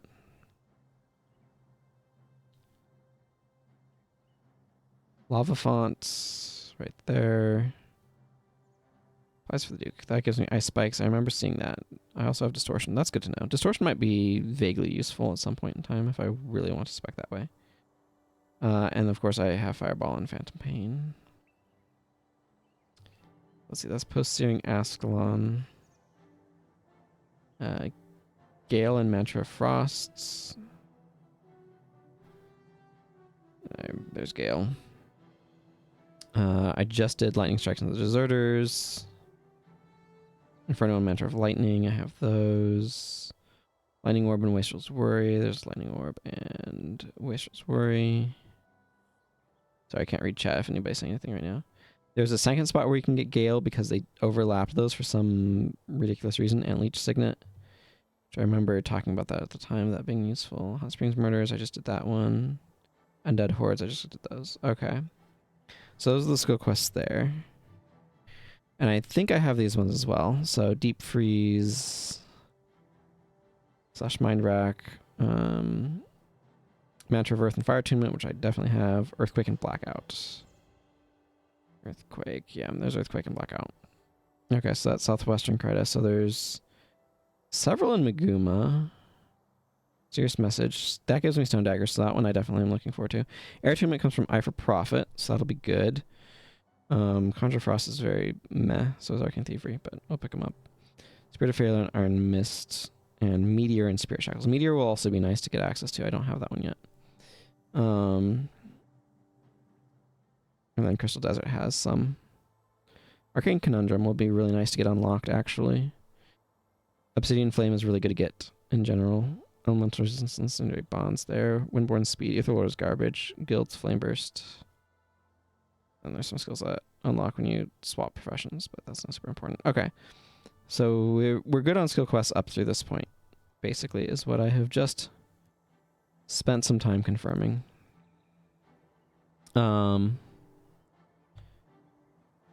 So Maguuma is the next place for me to go get skills. So let's make our way there. The part where I hit this way, I guess.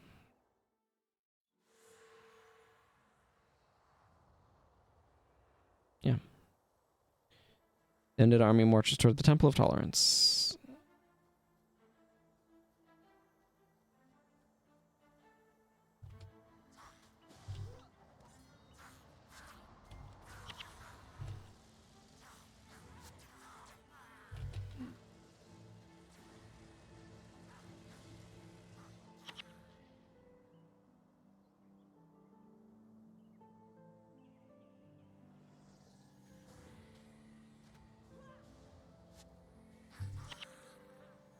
I'm really looking forward to Rodgort's so much.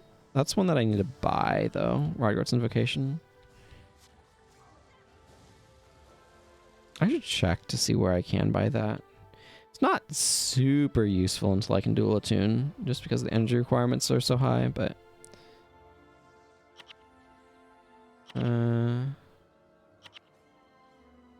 yeah, I know I'm obstructed. Stop beeping at me.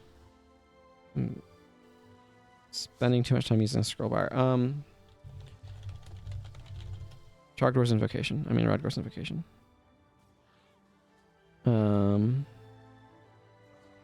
Moron's Grotto and Emberlight Camp. Okay, so we're not getting those for, checks notes, quite a while.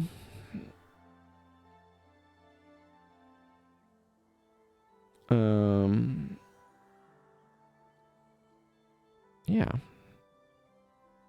Rodgor's Invocation is just such a good spell that I really, really want access to it, but we're not going to get that until Emberlight Camp, so that's just a bit of a ways away.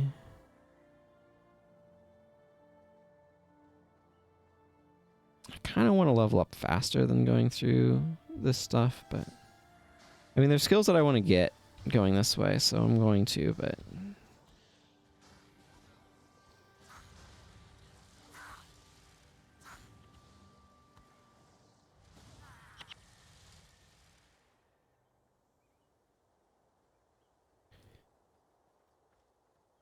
I admit, I kind of just want to get to Perdition Rock. I have to get to THK. I could skip all of this and go to Sanctum K and hit up to Crystal Desert. And then come back later. I don't know. I'm going to finish this mission, obviously, because I'm here. Oh, it's this one. Wait, no, yeah, it's this one. I'm not doing the bonus here because this is bonuses. Well... You know, as far as bonuses go, this one's not bad.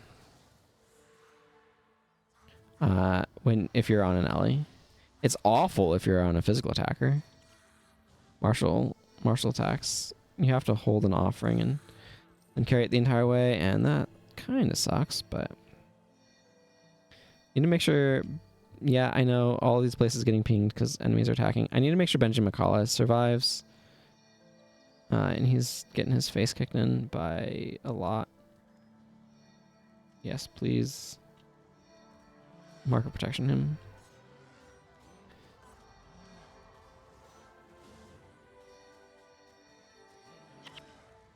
Wow, this is especially pingy.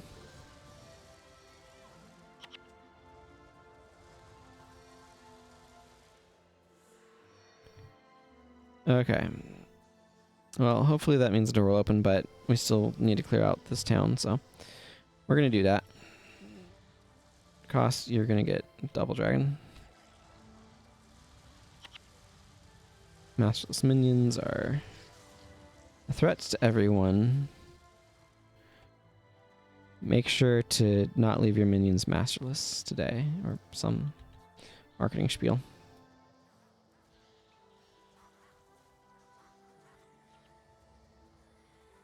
Kind of feel like maybe I should have given Milani Antidote Signet as well. Feels like it might be prudent to have done.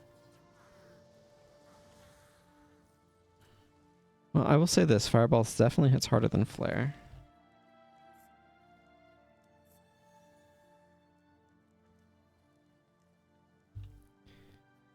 Okay.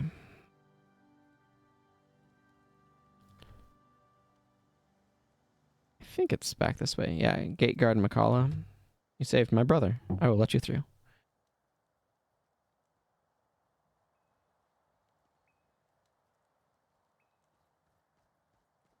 Haven't done this in ages.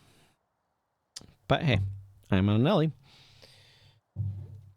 So at least holding the offering isn't the worst. I'm not supposed to let anyone through this gate, but you saved my brother's life. The village of Hakewood is in your debt, and so am I. Okay, so this is Hakewood. Trying to think of where that shows up in. Certainly shows up in Guild Wars 2, but I don't remember where offhand. I know where Claypool does. That's in Queensdale. Hakewood theoretically would be maybe underwater, or I don't know. It's near LA, relatively speaking. Maybe in Kessex? I could see. Because this is Sanctum K is right here. Kessex is right here. Kessex Peak is right here. So yeah, this might, right? Hang on. Wait, I'm feeling geographically challenged. No, this is Kessex. Wizard's Tower is like over here. So depending upon how they arrange Kessex. Is this Viathan Lake? They don't label stuff in this game the way they do in Guild Wars 2. I think that might be Viathan Lake. I don't know. I'm feeling a sudden desire to be examining this stuff in more detail.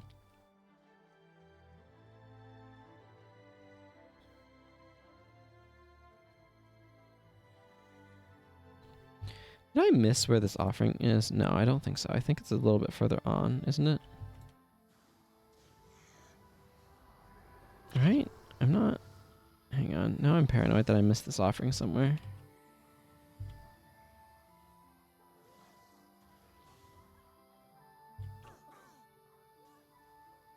Earthquake spammers! Okay, let's make a careful survey. I don't think so, because I'm pretty sure you can see the spot, and it's like across a downed bridge.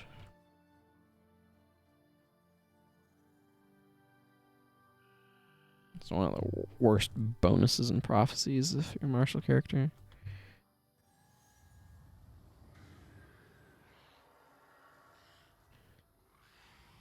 Enjoy lots of fire.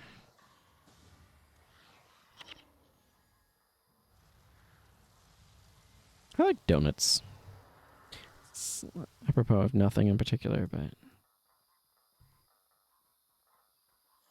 I don't know. I feel like I've got to be missing something, but...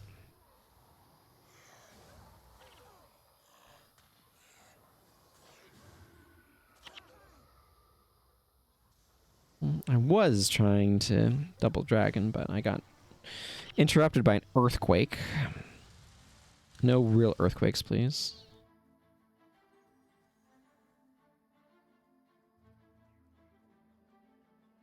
Yeah, because there's a southern route and a northern route here, and this is the northern route that you typically don't take.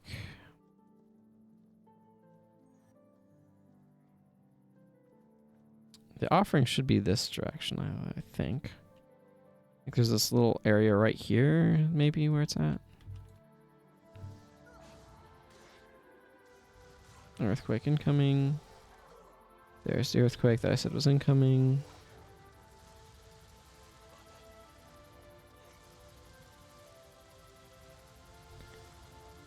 Man, the ambient sound effects are so strong in this game.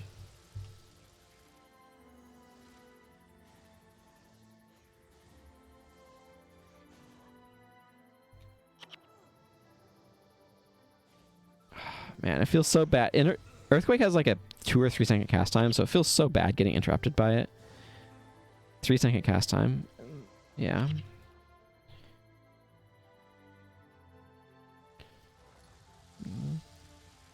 It's like the only spell you can intentionally interrupt with it is if somebody is using a meteor shower and you catch them right off the bat. Then you can get them. Yeah, so that lever opens a door that's only openable on this side. So instead of going through here and around this way, you kind of take this more northern route.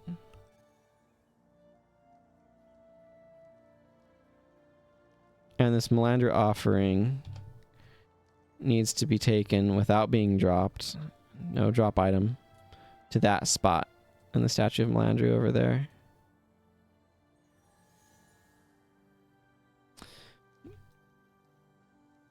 But see, the bridge is out, so you can't just walk it across like they used to. Also, that building is burnt down, so you know there's that. This whole area has been attacked, but you know, that's the problem with the undead coming in through here. So anyway, we're going to open up this door. There's our Temple of Tolerance. And all we have to do is defend it against the undead for a while, right?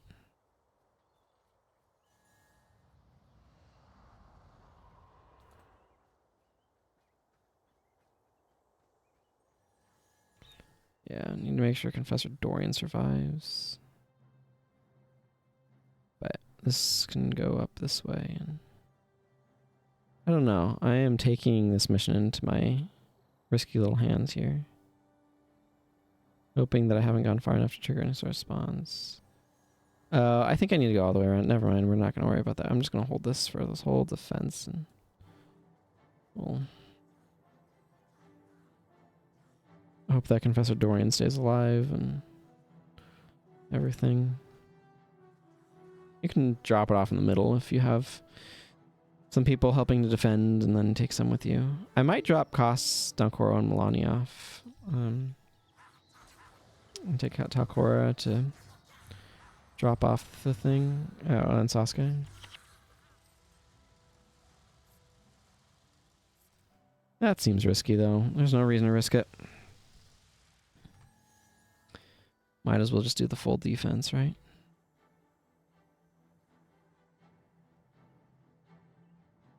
But surely, Koss and Milani are appropriately overleveled to be able to defend this area.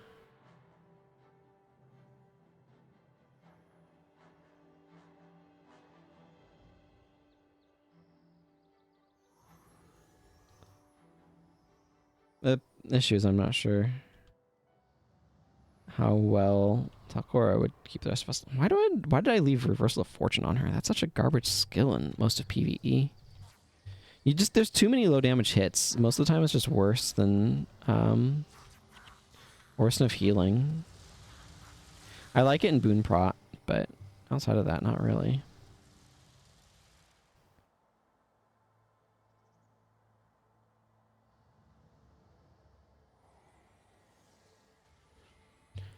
Wow, I was not expecting that monk to run so far forward. I'll be blunt about that. Okay, you know what? I'm going to just flag him here.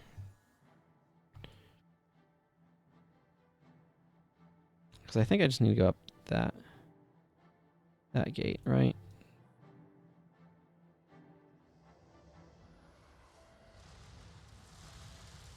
Yeah, they'll handle things.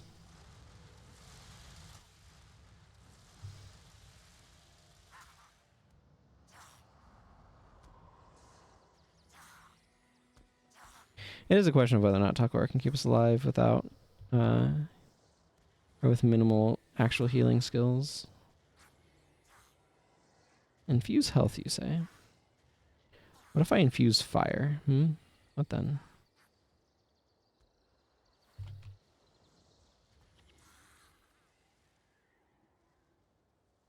Let's slip out the back. A couple of gypsy ettins.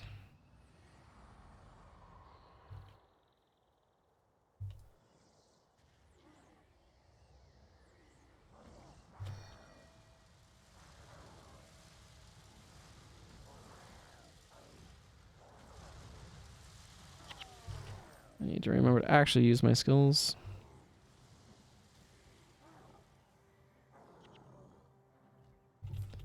My brain is a little bit in veg mode. Been a little short on sleep, I suppose.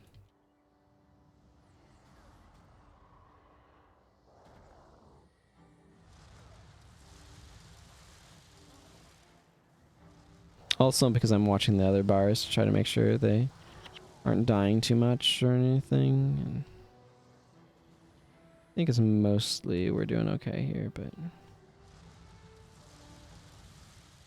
Okay, I don't know why that Etten was taking a break, but I will accept the Etten taking a break if it wants to.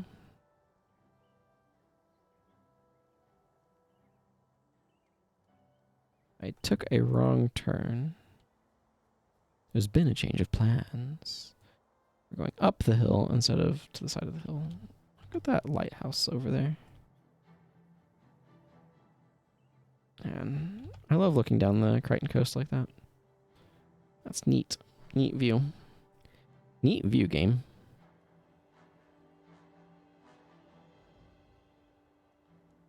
Well, Melania is doing stuff. But whether or not she's actually having to fight anything, I couldn't say. It's possible because they're off compass that a lot of AI is turned off and therefore not doing diddly squat.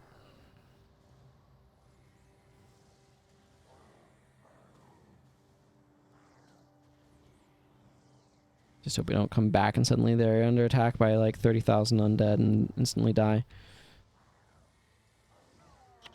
That would be... La tragique. I don't think that made any sense.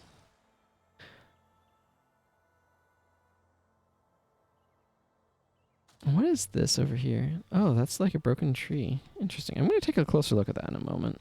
Once these ancient oak carts are no longer a problem.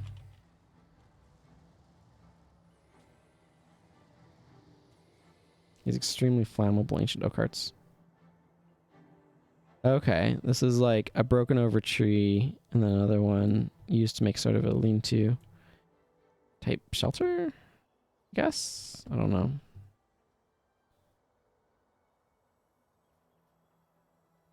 I hit the button that swaps my weapons in Guild Wars 2 and it's auto run in this game. Made me panic for a slight second there.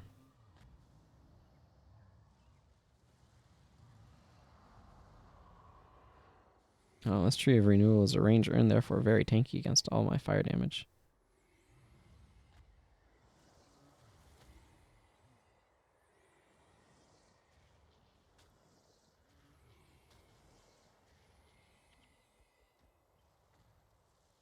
Two drops for me.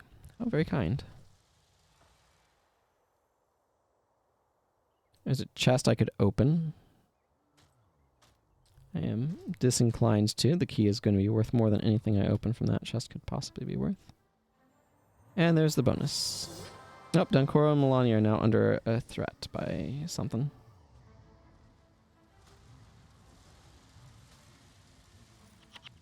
So is my face, apparently. Okay, let's make our way back to them.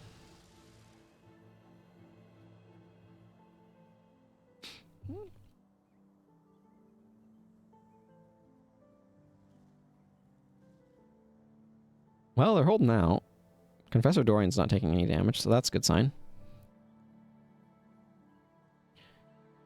There's our little lean-to.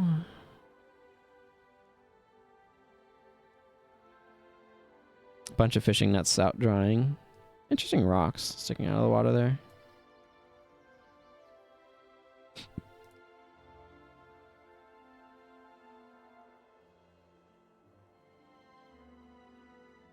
Now, ideally, what I actually do... Oh, hang on.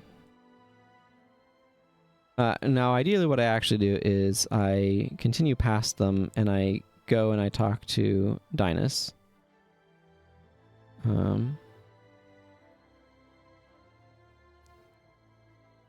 Because you can just do that and end the mission early, rather than sit there for the whole defense. It's a cool little area.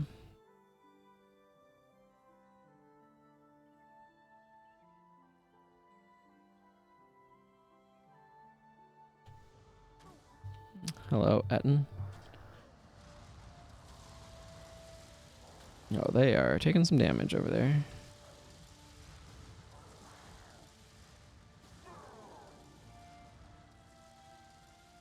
Because all you actually have to do is kill the boss over here. Droog Stone Club. It can sometimes be the Trio of Renewal, but we killed that already, so I'm not surprised.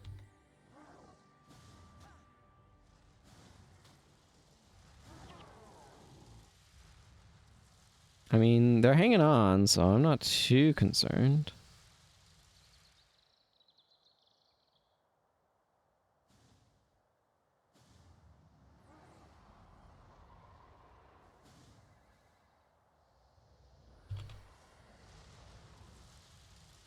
This guy is tanky.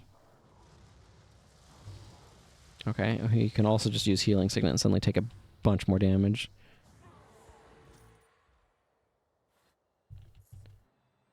Yeah, see, now all I have to do is talk to Dynas. And the mission will be over. 20 minutes. I know who you are.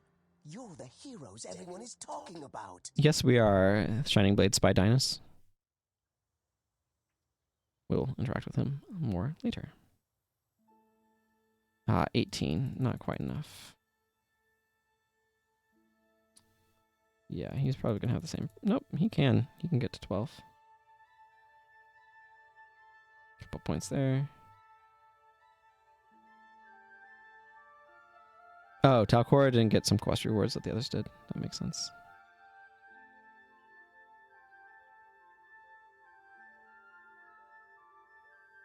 There we go. Excellent. Where am I? Divinity Coast. We'll probably do this too. I don't know. Part of me just wants to go elsewhere. Dreamlight chest. I need to drop off this bone. Do any of these require identification? No.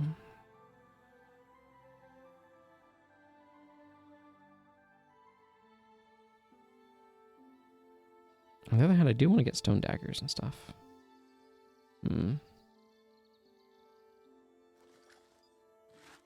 Okay, that went up to 33.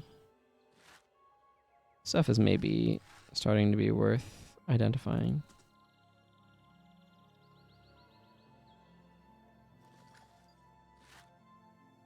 $62. This brute sword is 28. Now it's 44. Decayed ore robes 13 to 14. Okay, that one was not worth. Okay, not all of them were worth, but some of them were worth. Identifying your whites does increase their value. And at a certain point is just worth identifying everything you're planning on merching because it'll make it worth more. Okay, let's see. This one is There are so few Crichton missions. There's Gates of Crichton to get in, Delesio Seaboard. I think it's just Divinity Coast will plop me off over here, right? And then it's the Wilds next. And Sanctum K is kind of... I mean, it's technically a Crichton mission. I don't know. I feel like we don't spend enough time in Krita. In Prophecies, really soaking it in. This is kind of my feeling on the matter. Okay. Well, I mean, there's stuff that I want to do over there, so let's just do the getting over there part. Man, I need more warrior skills. Okay, we're gonna go get the Eye of Genthier. I do need these things, and I'll come back for them if I don't like them all now. But for the book, I'm gonna go ahead and set these guys to guard instead of aggressive. I think it's reasonable.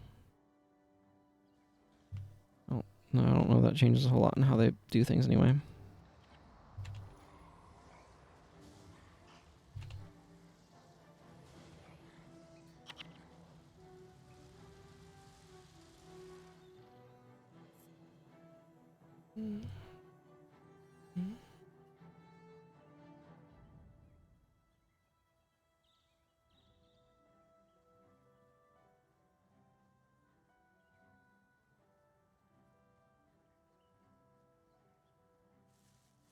Aloes.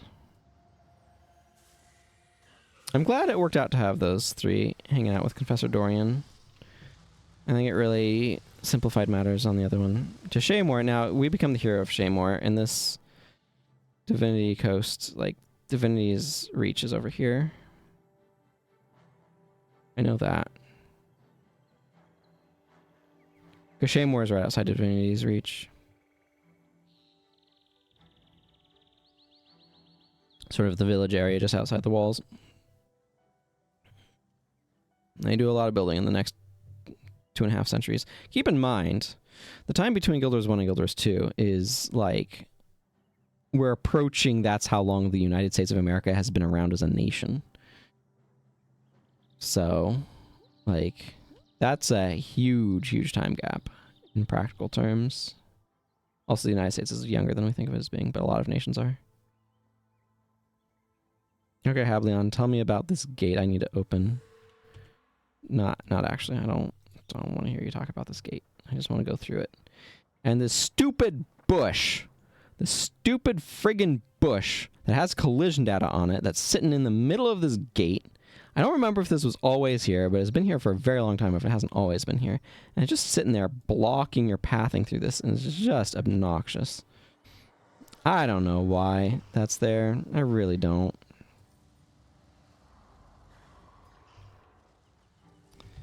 In your way.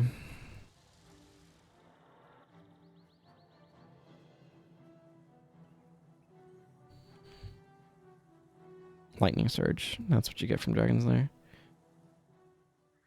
The mantra is more useful on Monk than it is on Ellie. I'm probably not going to pick it up on this because of that. I'll probably pick it up on my Mesmer, though. And my Monk. Melania's just standing there because I have to tell her to actually attack the enemy because she's thick as bricks with the way the AI works. It's not her fault, mind you. It's the fault of the AI, but... That's the problem with melee. Melee AI is if they can't path to the enemy, like, it's very easy for them to get body blocked and stuck, and they won't run around to unstick themselves.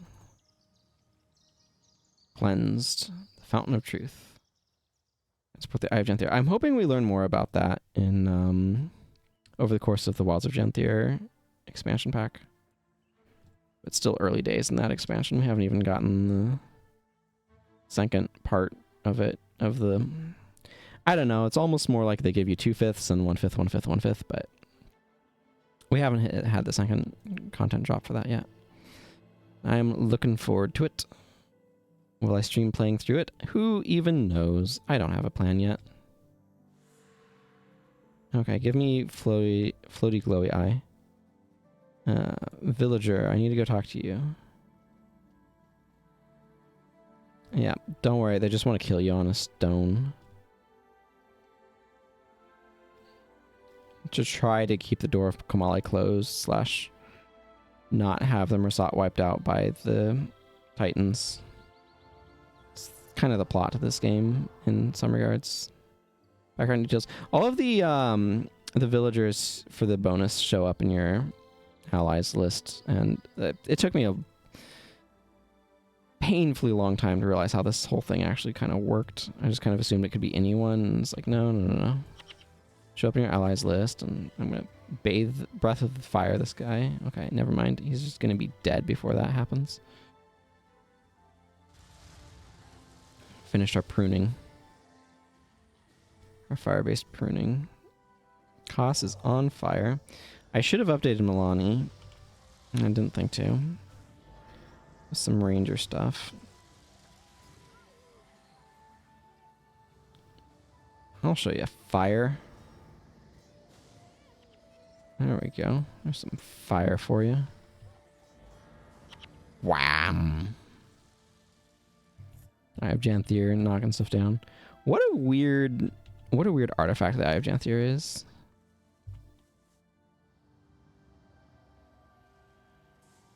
Oh my goodness, these things are so weak to fire. It's kind of crazy.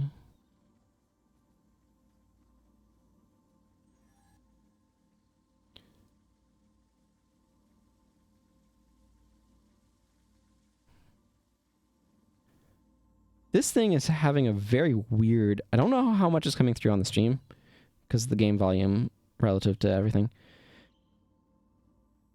But you hear that? That's the Eye of Janthier making noise. Now that's my phone. 1 second.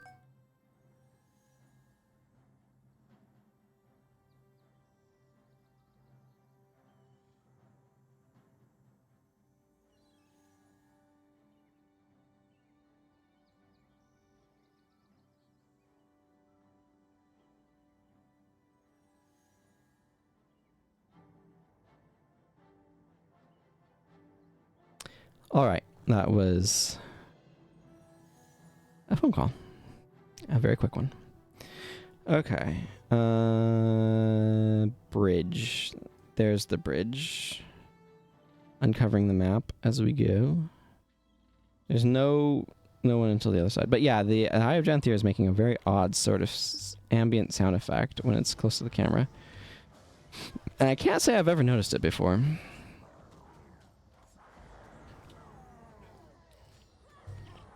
Looking forward to Talcora leveling up. Looking forward to everyone reaching level 20, quite frankly. Do that faster off of quests in other places, but actually the fastest place to get experience is probably Sorrow's Furnace, because all of those quests give absolutely enormous gobs of experience. Yeah, they'll get there eventually. Just need to kind of go through stuff. Part of it is they would level faster if I was higher level, because they get bonus experience based upon that. You can see that villager there is getting their butt kicked in. So we have to go save them from certain Tengu'i doom.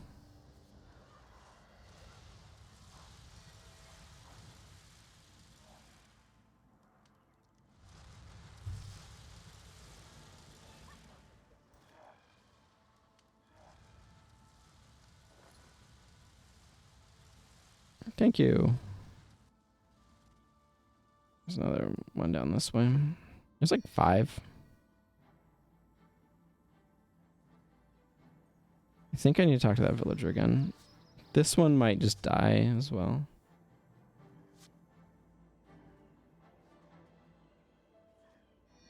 Sometimes they spawn in range of Tengu and sometimes they don't.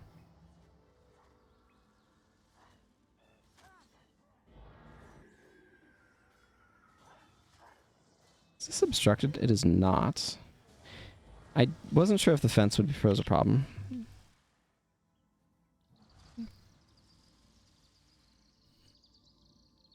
I do need to go back. There's a tablet of Janthier over here, by the way. These tablets tell some random lore stuff. Oh my goodness, this bobbing sound effect from this giant eye is very strange. Okay. But I thought, oh, are the merchants up ahead like important to this? And the answer is no. The way of the chosen is found in death. When pressed with a choice of life or death, it is only in the latter that the unseen shall be brought to glory. Patience, progress in this delivery shall be rewarded in the next life. From conversation with Elder Confessor Schessler. Yeah, they're being mega tricked. A person is a good believer to the extent that he earnestly places importance in his masters. But even a person who is good for nothing will be a reliable supplicant if only he has the utmost faith in his masters. They are definitely trying to make like a brainwashing religion in order to capture the chosen and prevent them from bringing about the destruction of the Marsat as predicted by the Flameseeker prophecies.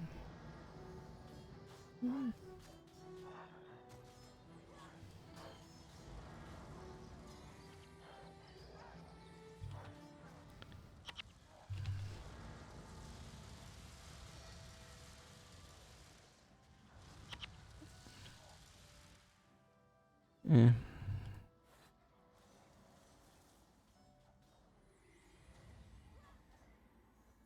There we go. Oh,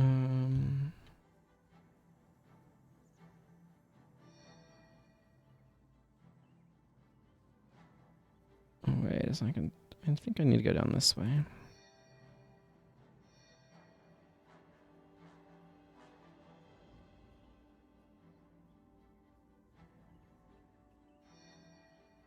There's another one down this way, if I remember rightly. Yeah, there they are.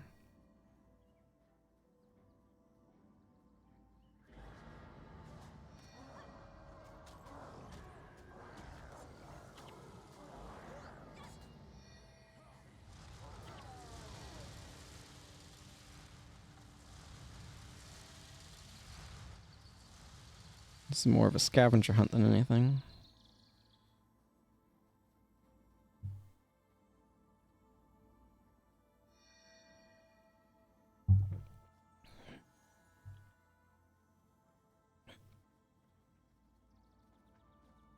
I mean, they try to hide it a little bit, but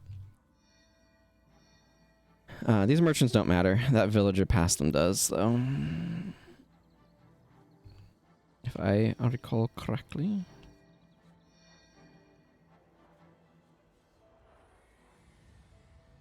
I'm a very rich man. I don't deserve to die. That is not how we determine these things. I mean, we're tempted to determine a person's worth by their social status or their wealth or any number of things, but it is a poor metric for that sort of stuff. It's a proxy.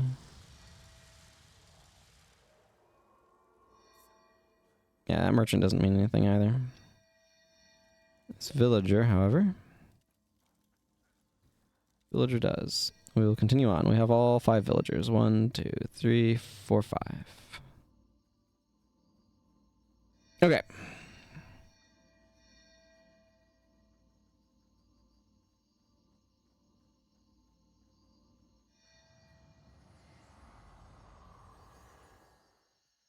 Well, I mean, if that guy doesn't want to fight us, he doesn't want to fight us, so I don't see any reason to force him. Sky Quick Feather, you can live this particular run. This friggin' eye is just bobbing in my vision the entire time. Which is somewhat ironic when you think about it.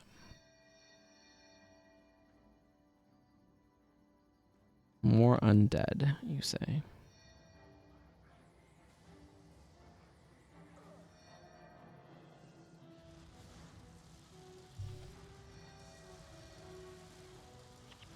Bing, bing, bing, bing.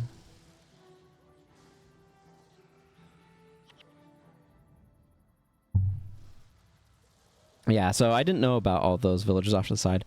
I thought that I had to save all of the merchants, and that's not how that bonus works at all.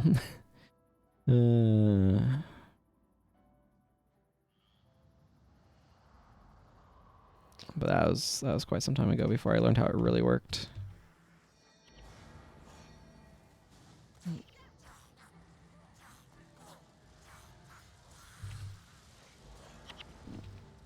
Melania is a little bit of a better breath or double dragon target than Cost, just because she has more skills that target enemies on shorter recharge.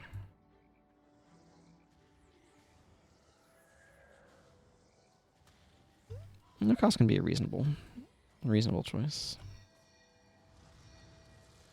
Zuko or Cadaver? It's like Cadaver, but not.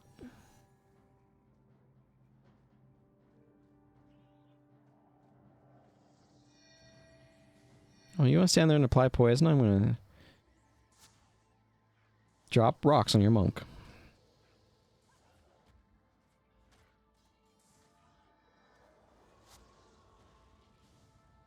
Oh, those are some good rocks, too. 116 damage.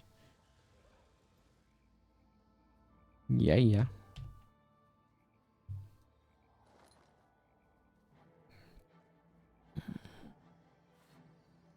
This is a really nice spot to have fall back and just to heal up from the poison. The poisonous swamp.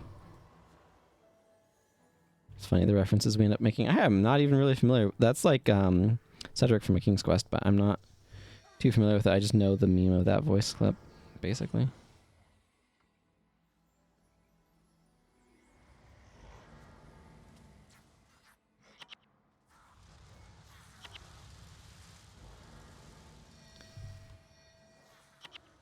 Okay, we're going to just finish this. I'm really close to the end. 16 minutes. So I'll just get there. That air staff drop and a post-mission. Here's all the stuff you dropped. Thing.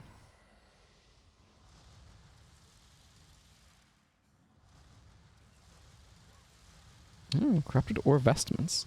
This could be extremely good.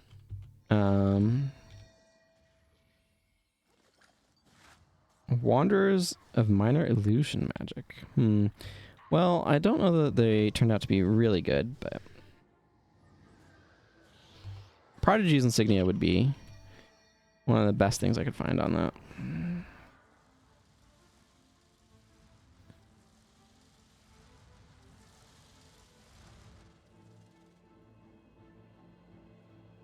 Enormous eye bobbing into our vision. Hello, Mina.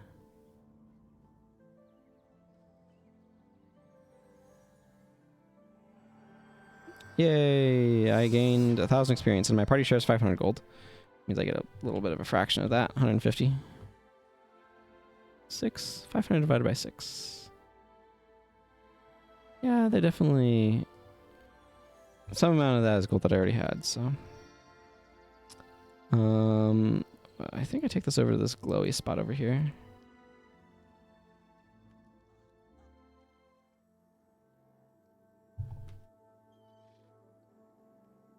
Well done, my friends. Something, something, something.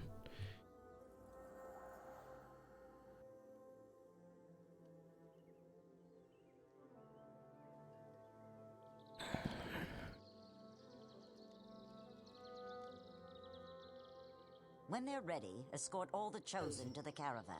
Yes, sir. We leave within the hour. Man, the White Mantle have such bizarre outfits. I mean, their armor makes sense, but in terms of like the knights, but the rest of them are very strange. I mean, Kryta is theoretically somewhat tropical, right? Plants certainly look that way. There's our Shining Blade ambushers. I think they're villains, but they're not. It's a complicated political situation. What was that? It came from over there. Saedra? It's an ambush. The geometry missing in her shoulder. You know, like you do.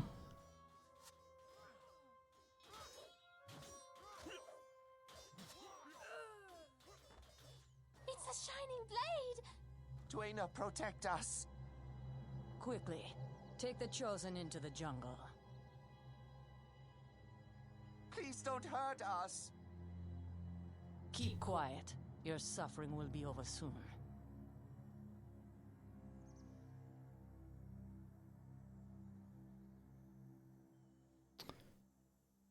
All right.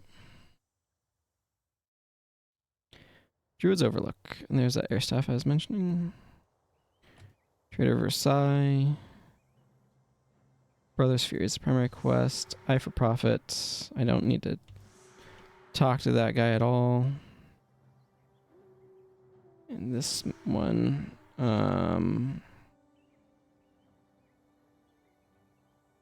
it's a mysterious message. I'll process this later. Salvage up some feathers. I'll ID a bunch of stuff here.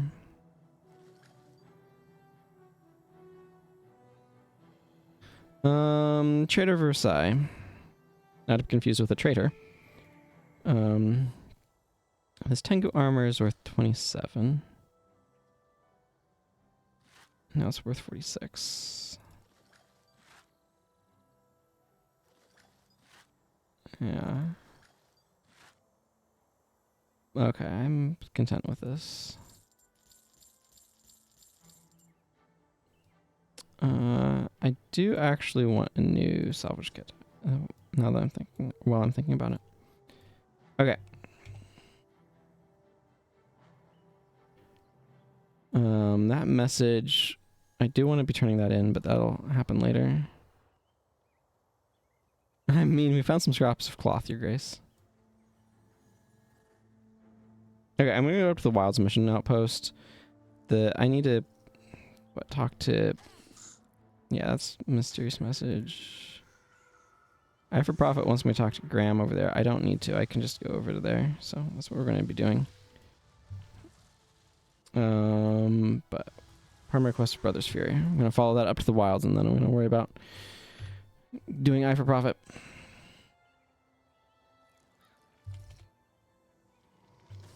Excuse me as I take 5 seconds to drop rocks on this guy. It's super worth it. It's not worth it. Spoilers. Okay, well, I contributed nothing to that fight. Go me. All of my spells came out too late. See, that's the problem, right? They wanted to fix that with Guilders too. But that means that there's no anticipation for anything. Well, that's not entirely true, but it limits anticipation. Because everything has to come out fast enough to be useful.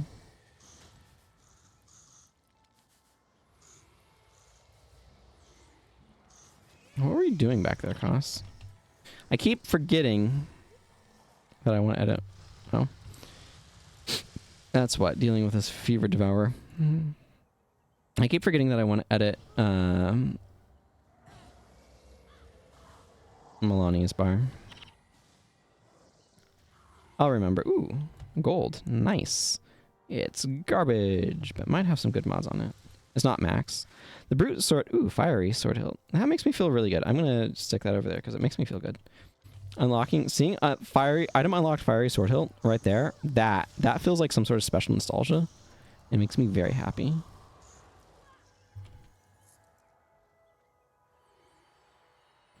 I'm gonna hang on to that. The brute sword skin looks a lot like Ganondorf's sword from the taunts in Smash Brothers. Particularly like Melee, where he'd pull it out and stuff. Anyway, it reminds me of Ganondorf's sword. It's a neat skin. I'll probably take that fiery sword hilt off and make her a fiery sword, because the rest of this is just not worth anything, but like, even 80 gold is not that valuable. Golds are usually, or rare items like that are usually worth more like a couple hundred gold. So the fact that it's less than 100 is pretty sad. Sadra showing up on our allies list is some sort of spoiler.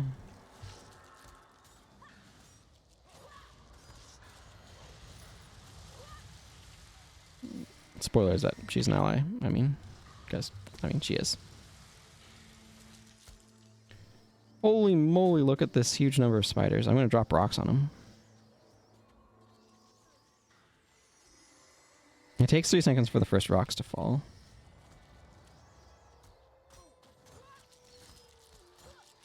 Oh, look at all of those numbers. That's what I'm talking about. That's what being an Ellie is supposed to feel like. Walls of numbers. It's great. I like walls of numbers. I'm about out of energy, but you know, it's my fault. I mean, okay, so in my defense, I'm looking at these Wind Riders and I'm like, yeah, these guys are got to be packing Shatter Enchantment. So it's like, why bother casting an enchantment spell that's just going to be shattered? So I didn't. That was my logic. It was fine. I'm going to ignore that guy. Follow Sager and the Chosen into the wilds.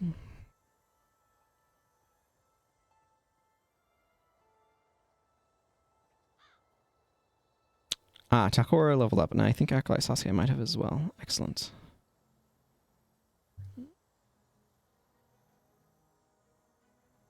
Those are all good things to have happen.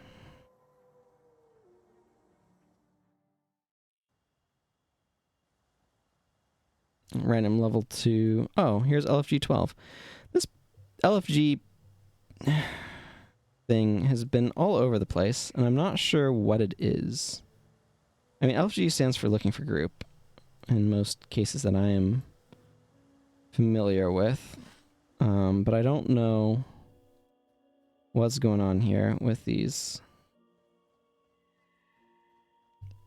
This is a Shining Blade camp. You can see right here. This is a Shining Blade symbol.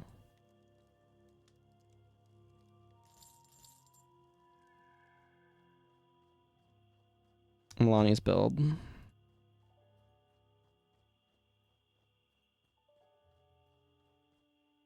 I remembered, finally. I like this bow. This bow lengthens the duration of poison and stuff. This is not very good, so I'm going to just sell that to the merchant. After identifying it, 97 gold. It's definitely worth selling. If I had enough spec for wilderness survival and anything worth using underneath that.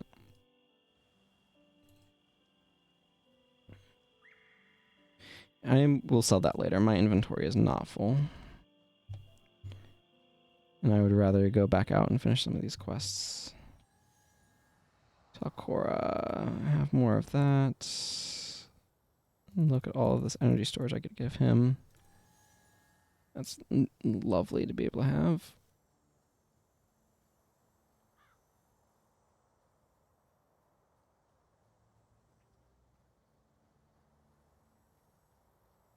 Okay. Time to go over here. So I can do Eye for Profit.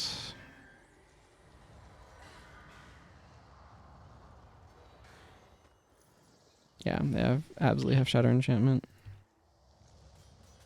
I just recast that on cost, which was mildly wasteful, but that's okay. So we're going to do this. I will want to head down into there as well. Probably go back to the wilds before doing that, though.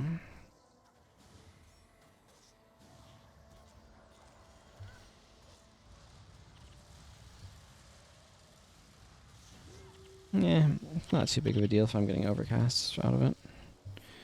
Overcast making my Flare a area of effect spell. Should be noted. It used to be Exhaustion, but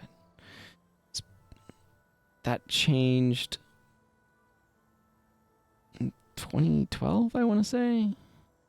Ish, about there. It's probably been Overcast longer than it's been Exhaustion. Or longer than it was Exhaustion. That's weird to think about.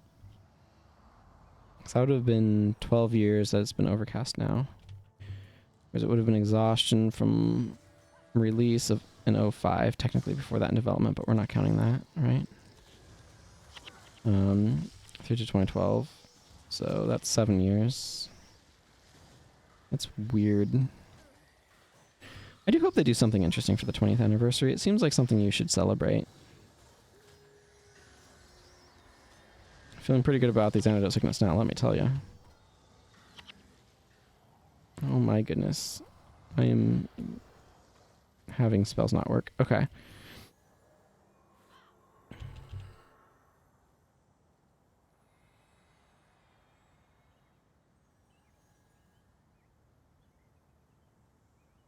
I should check Chain Lightning. That's a good skill to get.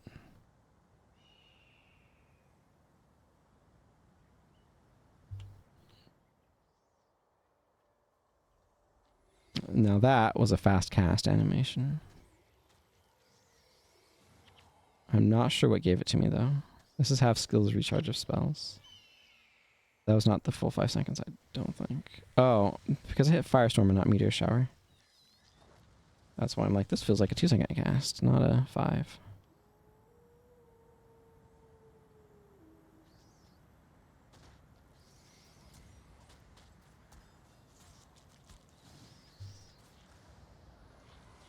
There you go, Koss. Burn them.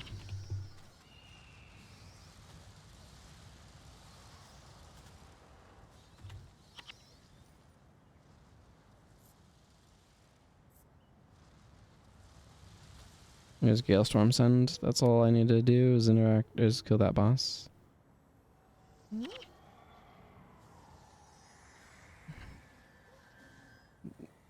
Sure, Dunkoro, heal yourself, please.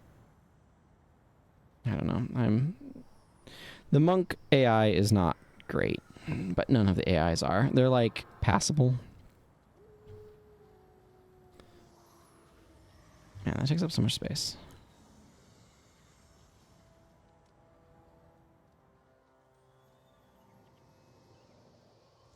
Glad that cry of frustration missed me.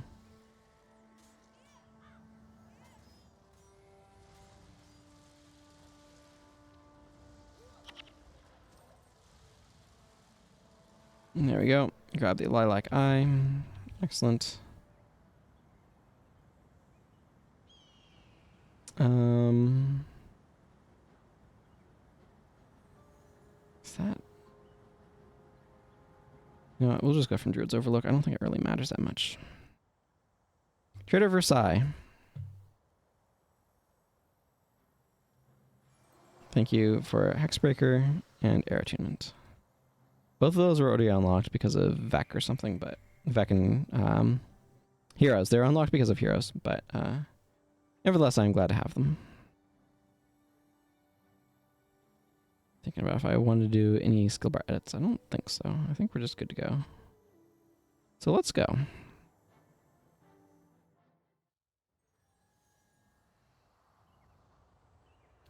I need to go up and around. I want to do this mysterious message, you know?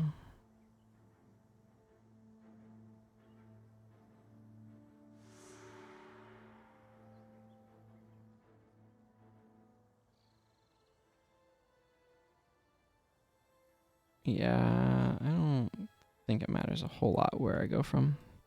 Slightly different enemy compositions, maybe.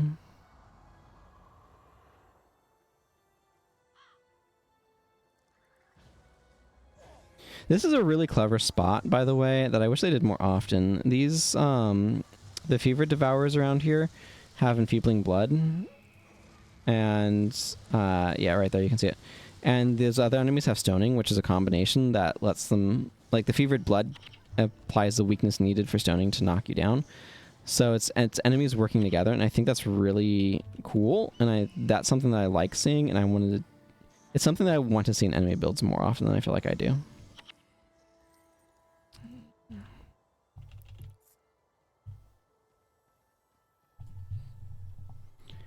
It's something that I'm quite fond of.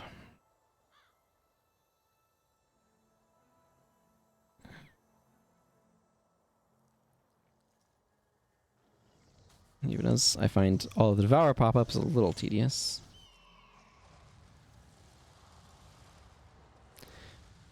Druid houses. Those are pretty neat, I think. Vaguely reminiscent of Safari houses. Of course it shattered my friggin' enchantment. I knew it would. Come on, everyone. We don't need to bother fighting that. It's on an entirely different level than us. By which I mean, like, elevation. This game doesn't... an optimization that this game has is it doesn't account for verticals super well. It kind of does in some circumstances, but not a lot of them.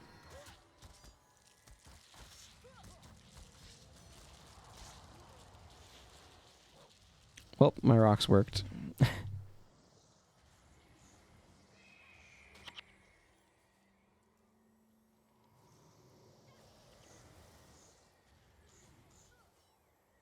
I like the floating that you get with casting animations. It really makes me happy.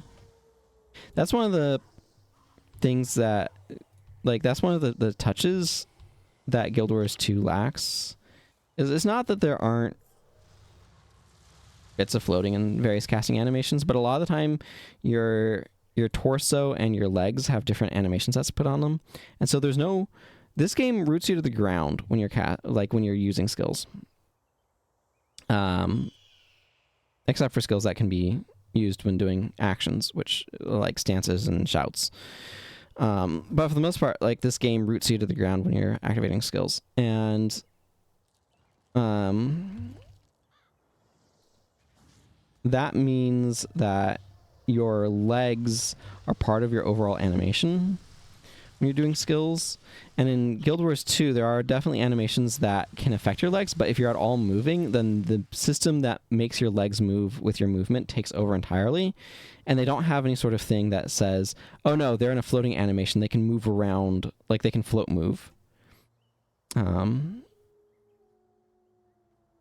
so, like, there's some animations that look really good when it's full body, but as soon as your legs take over and your torso is being affected by it, but your legs no longer are, it looks so terrible.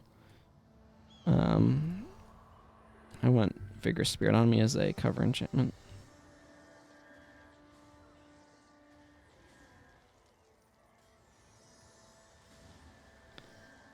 And it's just like, I understand how those things happen, but it is unfortunate because it takes away from the experience of the game, in my opinion.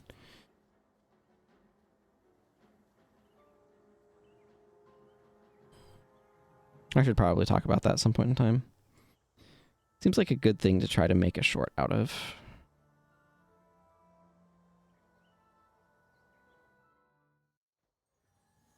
I don't know.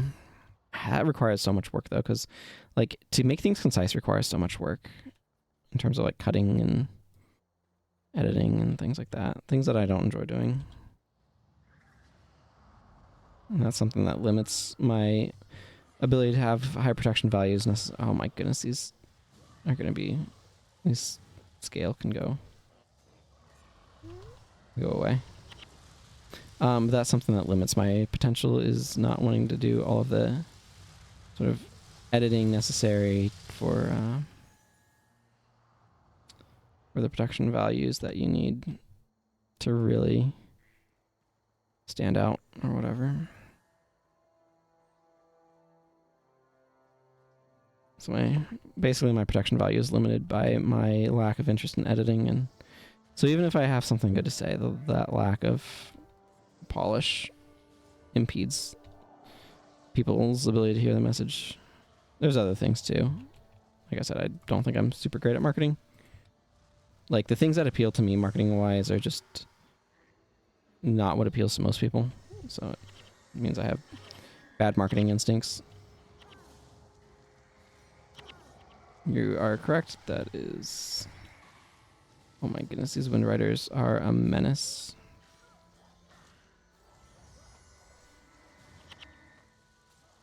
We managed to survive them barely, but yeah. We need to keep moving because there's another group of Wind Riders coming up behind us, and I'd rather not get caught up by them. We need to continue on and talk to Alari Doubleblade. That quest that we just got there is one that should be available in a future point in time, in my personal opinion. Probably in the Henge of Denravi. I think the quest that we get later from Deep Throat, I think is his name? I don't know. He's a reference to the person who spilled the beans on Watergate, which then made all sorts of scandals called Gates afterwards for at least quite some time. I don't know if it's still going on as much as it was, but is because it's named after the Watergate Hotel. And anyway, I know this is relevant at the moment, but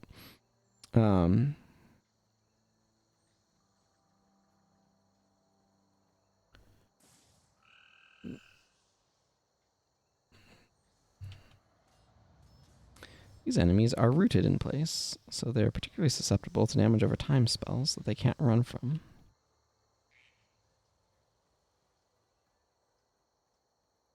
But yeah, it's a lot of things are pop culture references.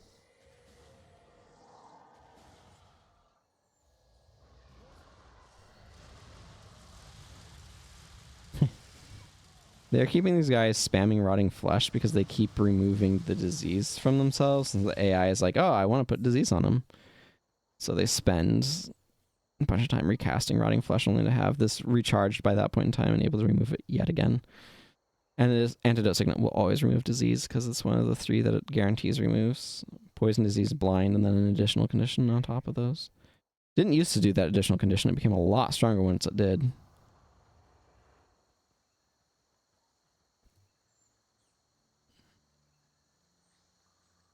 Oh yeah, I'm going to take a moment to look up chain lightning. Hang on. Because this is not... Yeah, this is only... Okay, I can get an M in Oasis, but I can also get an M in Maguuma Stade, which is a heck of a place to go get it, but... Chain lightning is really good. That was a weird audio bug. Sound effect went all stuttered. I don't know if it had to do with me switching out of the game and back in. There was a server maintenance build at the start of the month. I don't know if that's had any sort of weird side effects. One would hope not, but you never know with this sort of thing. Yeah, these centaurs are on our level.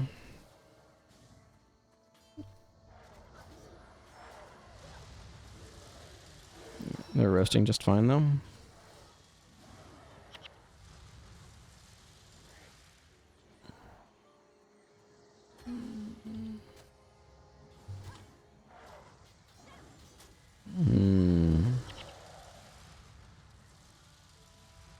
So if I go to Maguuma Stade, I can go by Chain Lightning, which is definitely worth doing. That'll level up my Vex just across the board. I don't know how much my skills are costing right now,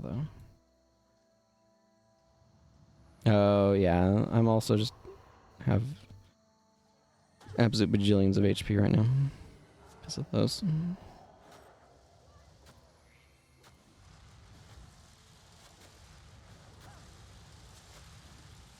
Symbiosis gives you plus maximum HP for each enchantment on you, so it's not really useful. It does mean you can't quite 55 out here, though, because the Symbiosis will shoot your HP way past that, because you use a bunch of enchantments to make yourself survive. And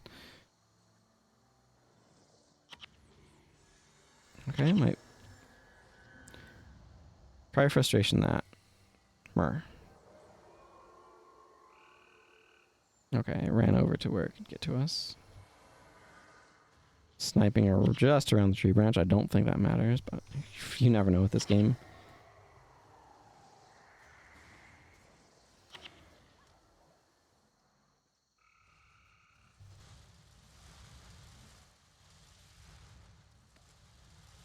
Walkable geometry in this game is so weird sometimes. Okay, Alari Double Blade. Time for you to give me my quest reward, which includes stone daggers, so I could potentially run an earth build. I still really need more elites, but... Welcome, friend. Thank you. I got Ethereal Burden, and Welcome, friend. I also learned stone daggers, but apparently I already had that unlocked, which that's fine. Yeah, I will report to Gareth immediately. Let's take me over to Silverwood. Maguuma Stade is near Henge of Denravi. I haven't gone there in a while. There's the only thing there is a skill trainer that can sometimes have skills, but that's like on my main account. That's super not relevant, right? Because all skill trainers will teach skills that unlocked on your account that are from that campaign, as well as their unique selection of skills. But because I don't have skills unlocked on this account, or a lot of skills unlocked, the unique skills that they offer suddenly have a lot more value. So, or a lot more significance, I should say. Like that quality.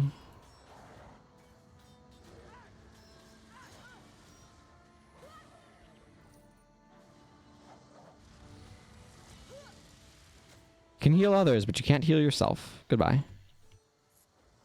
I really like that about the design of monks, actually. That they are distinctly bad at healing themselves, because their stronger non-elite heals are all other ally. So you can't target yourself.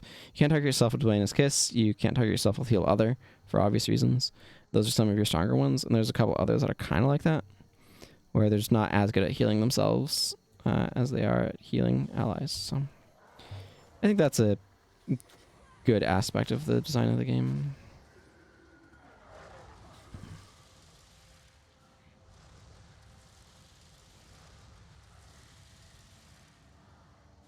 It also means that pressuring monks is a good idea.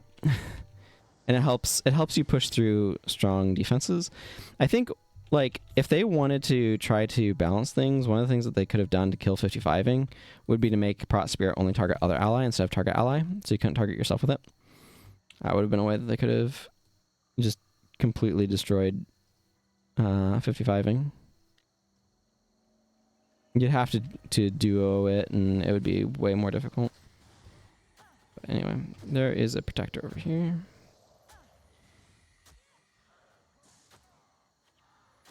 I'm just going to stand here throwing space rocks at people. And space rocks will finish them off. One more round and dead. You know, some amount of the damage that I took was from the guy we were targeting.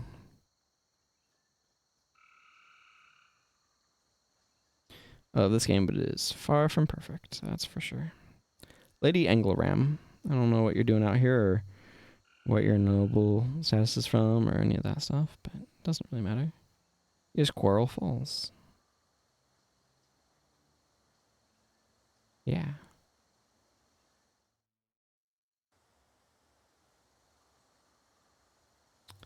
Hey, Gareth. The price of steel. Yeah, I know, right? Can you believe it? I think they can whatever in here. I'll show them. I'll show them 9 times. 1, 2, 3. That's a Homestar Runner reference.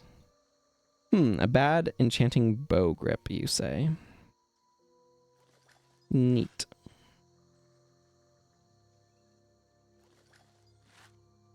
Okay, that one was probably not worth. Definitely got into the dubious, like, is it or is it not worth trying to do that identification here?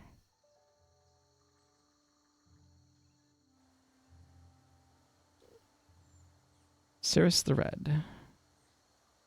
Okay, I'm going to sell this stuff to Clement.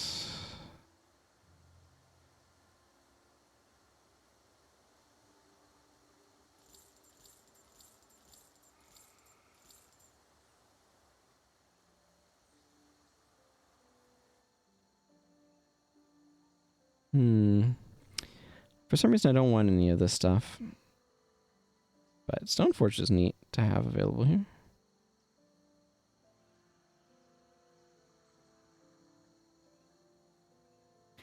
One of the things that's interesting is that body type in this game is determined by profession. Warriors are thicker, assassins are slider, and that sort of thing. A lot are just kind of a variant on Ranger, but I kind of appreciate that from an aesthetic variation standpoint. Each profession has a specific look. I can see there being people who dislike that, by the way.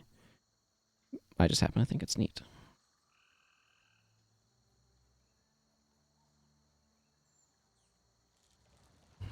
Moss scarabs. Oh, I'm not looking forward to the Crystal Desert and all the Chillblains spam. That's going to be so obnoxious. But I have to go through there or down Lornar's Pass. And marching down Lornar's Pass sounds like such a massive pain in the rear end.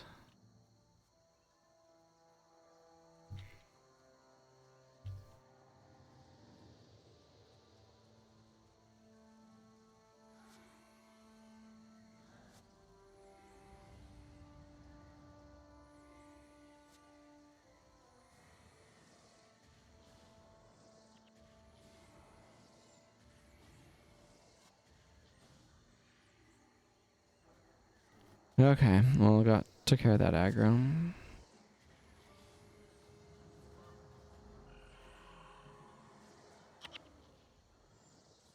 It'll be good to get things like Elemental Lord online. My guild's Kurzuk.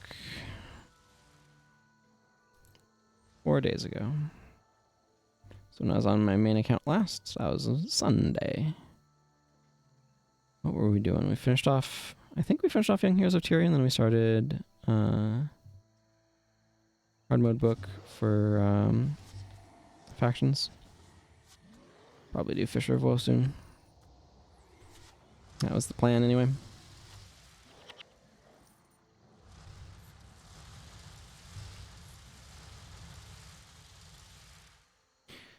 Don't expect to see Fisher of Woe anytime soon on this account though.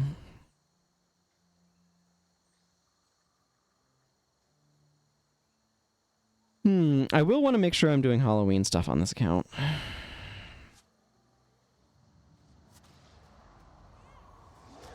That's important to me to do.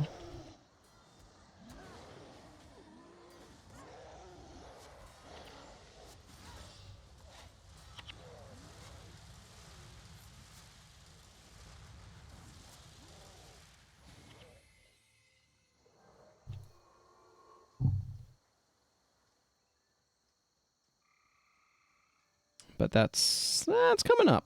That is coming up. I don't know quite when it'll start, but there's where Alari Double Blade is, but like nowhere near here in other ways because you have to go all the way around here and down.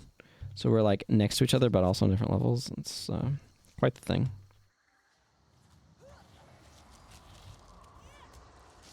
Bloodstone Fen is where the swap, them becoming enemies, happens. Between like which side you're on. The Wilds precipitates it, and Bloodstone Fen is where it actually happens.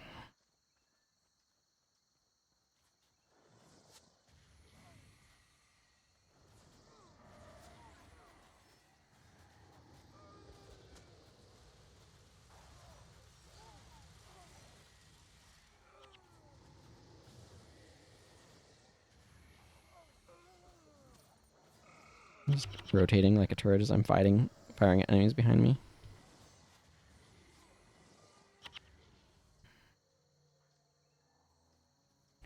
Okay. Let's go pick up this ruined armor.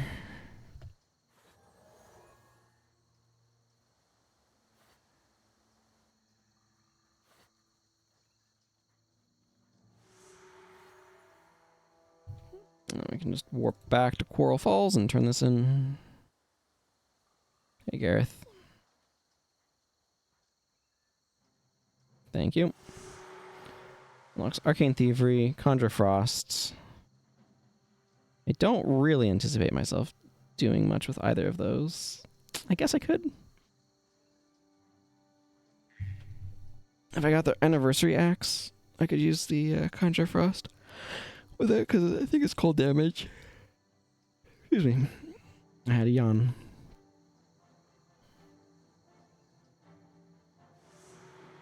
White Mantle Wrath, Demagogue's Vanguard.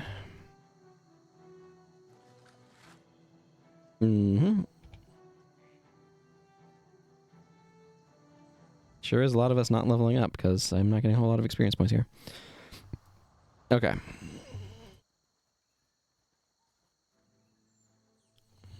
Go to Etten back. I need to go that way anyway, because that's how I go towards, probably hit up a Roar's Glade, but probably go around through Dry Top, I think it is.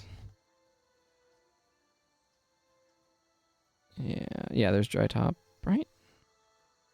Then Maguuma Stade will be in there.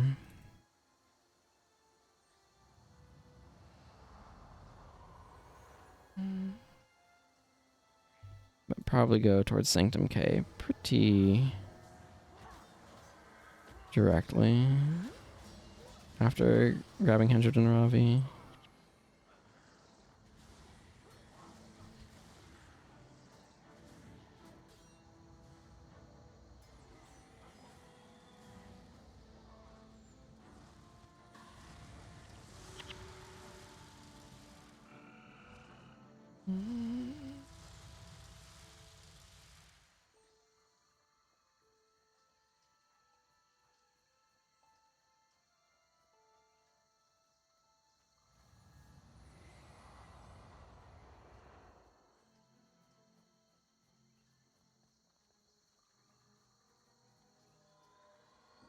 Shatter enchantment.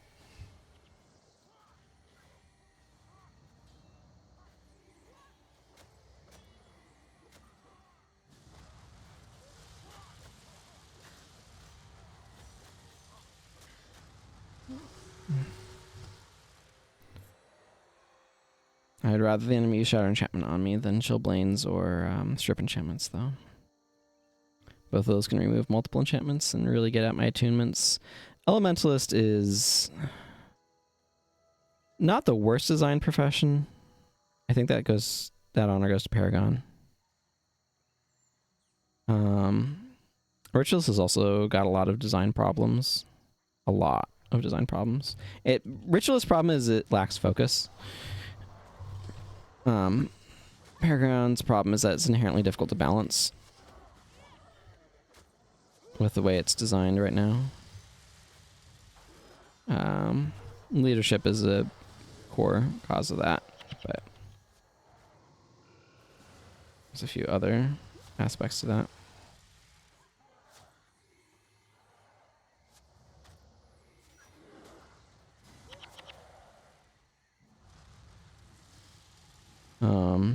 The Elementalist is definitely got a lot of problems. Oh my goodness, this guy is just dodging me left and right. It has been a real challenge for me.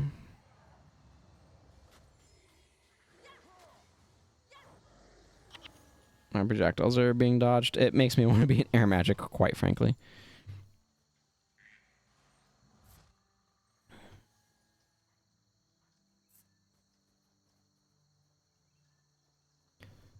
But anyway, the problem that I have with Elementalist is I think the introduction of the overcast dependencies was a poor idea, just because there's a lack of depth of options in that regard.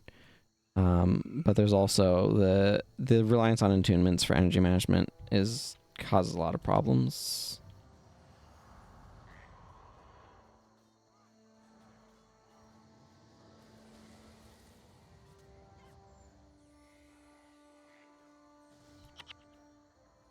This also has problems because of armor just existing the way it does. That's less a problem with the Elementalist, though, and more a problem with Mesmer and to an extent Necromancer. But yeah, it is definitely an issue that Elementalist is so heavily affected by armor. And then there's just greater design problems of them balancing enemies by giving them... Like, if you really want to do that, what you should do is have some enemies have high armor and low HP, so they're really vulnerable to, like, degen and other armor ignoring effects, and then but like really resistant to damage, and then have other enemies that have really low armor and high HP, so that way you can burn through them, and that way both have a role and a position to play, both armor respecting and armor ignoring damage. Because the weakness of armor ignoring damage is that you can't get bonus damage against enemies with low armor, but the problem is the game doesn't really do that much. It doesn't do it none, but it doesn't do it much. So if they actually did that some, you would be able to have different balances and stuff. There's just things about how the game design works and stuff, but I think it's interesting to think about.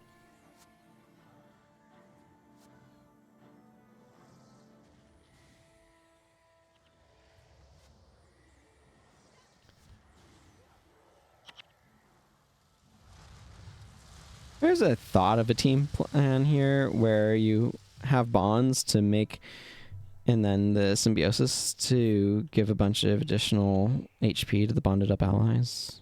It's not a bad plan by any means. Getting kind of hungry. That's cool. Inconvenient. I need to see Counselor Valor for my reward.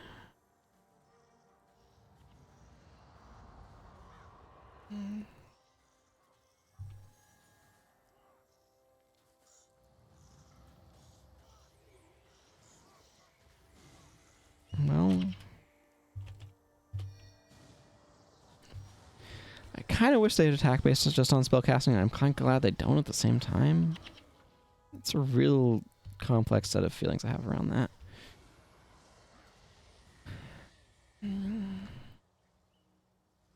I just can't read my mind is the problem. Know what it is that I'd prefer. So they just kind of have to do something. And hope it's right.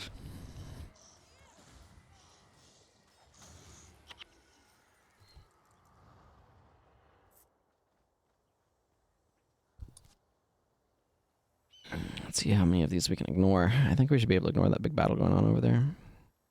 I am going to drop in Ventari's Refuge, obviously, because it's quite useful to have that, especially since I'm going to be wanting to warp back here.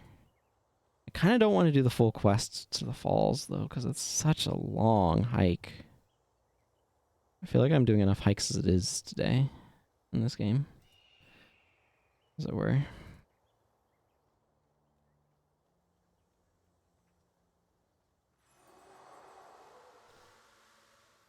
Urgent warning. You rebels disgust me. Shining Blade are freedom fighters. Yeah, whatever. Spear of Failure and Iron Mist. Those are both nice to grab, but like, how often do you use either of those? Like never, right? Okay, let's go Warren Gretchen. And Aurora Glade. I'm not going to do Aurora Glade right now because I don't feel like it. I want a Necromancer before I do it anyway. Minions are really helpful. My strategy is to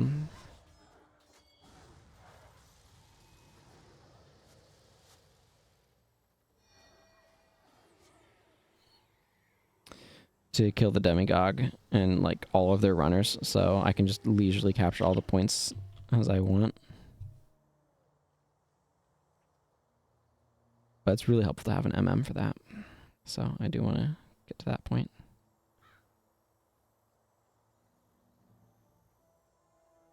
What am I going to call this video?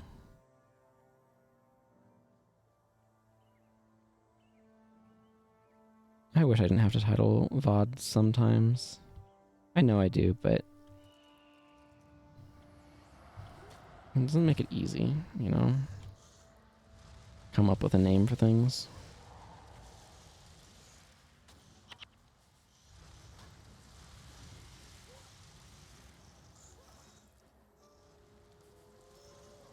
Tell your ancestors you were defeated by Koss.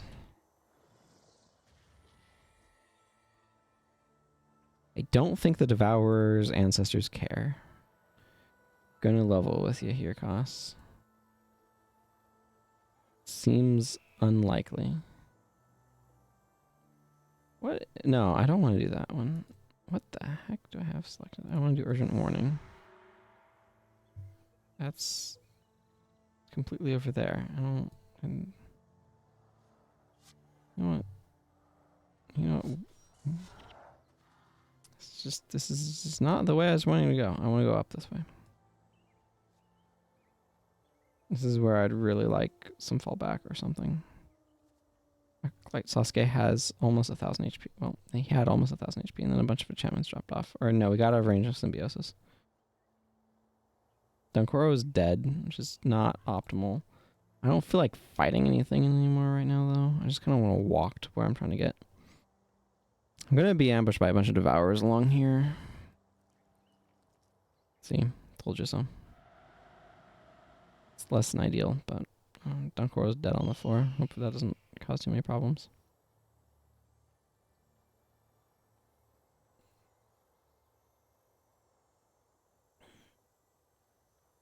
Probably won't go all the way to Elder Gretchen. My recollection is that's a bit of a walk.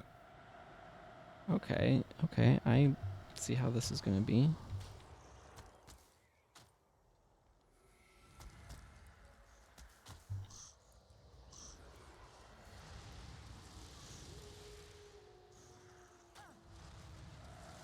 Oh my goodness, my energy storage is so low that this is...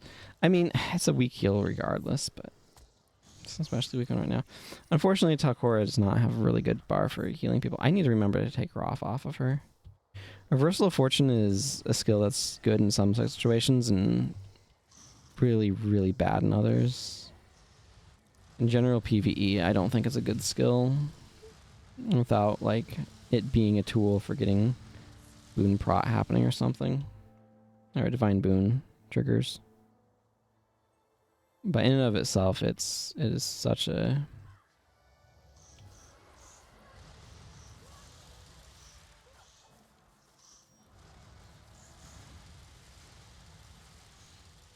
I'm looking forward to getting a different elite. I like having any elite, but Double Dragon is just such a clunky one to use.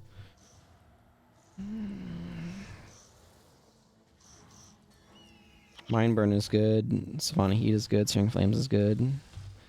I mean, Searing Flames is kind of a... Let's be real, it kind of wants you to be in a team comp that's built around it, but... It is an arguably a strong skill. When it is in those situations.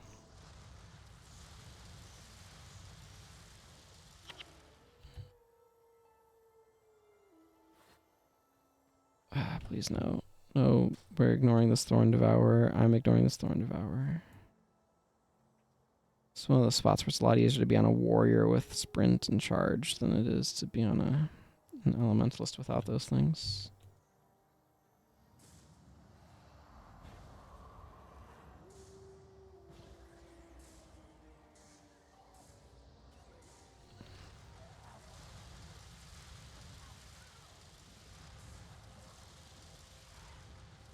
Oh my goodness, look at all these enemies.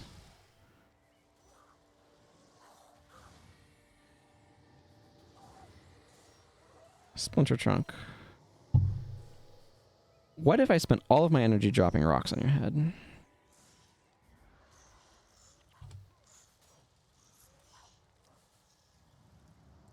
How would you feel about that?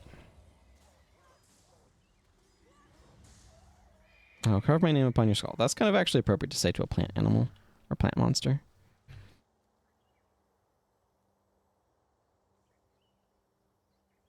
Yeah, let's not, if we can.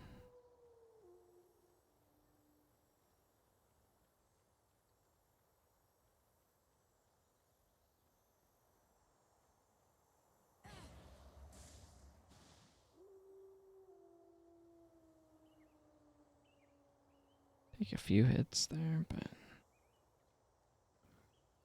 slip on by. Some Devourers over there. There might be more hidden ones.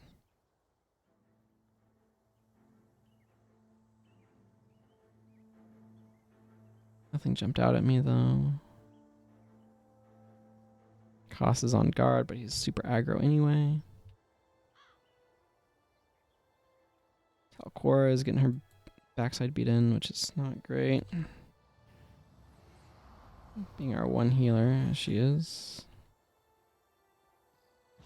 Seeing as the other one is dead on the ground somewhere. It'll be better once we get into town, but that's a little ways off.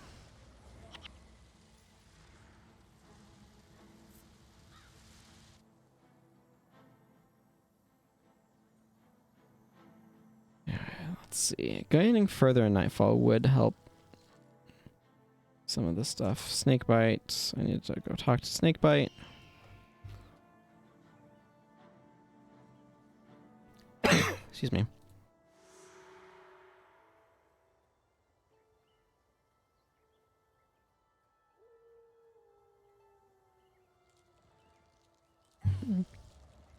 Hengived and Ravi is like if once you got the Sunspear Sanctuary unlocked in Nightfall, there were no quests to do there except the primary quest to take you on from there.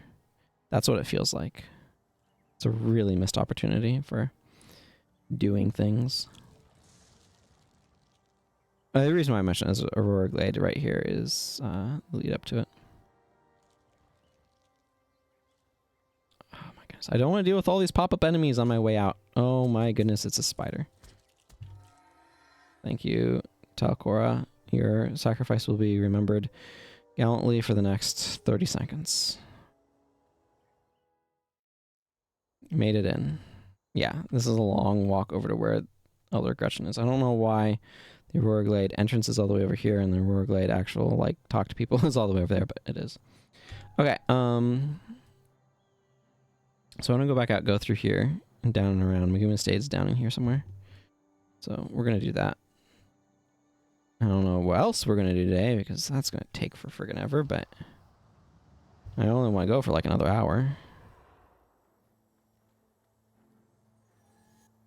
Then I got other stuff to do.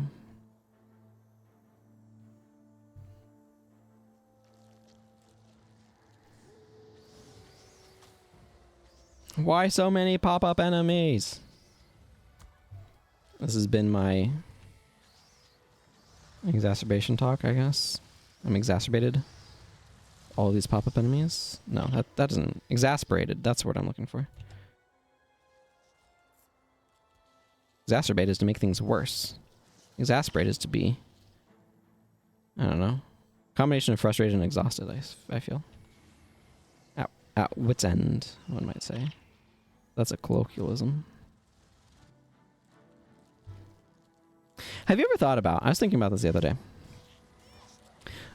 Morning light and evening light have very different visual qualities to them.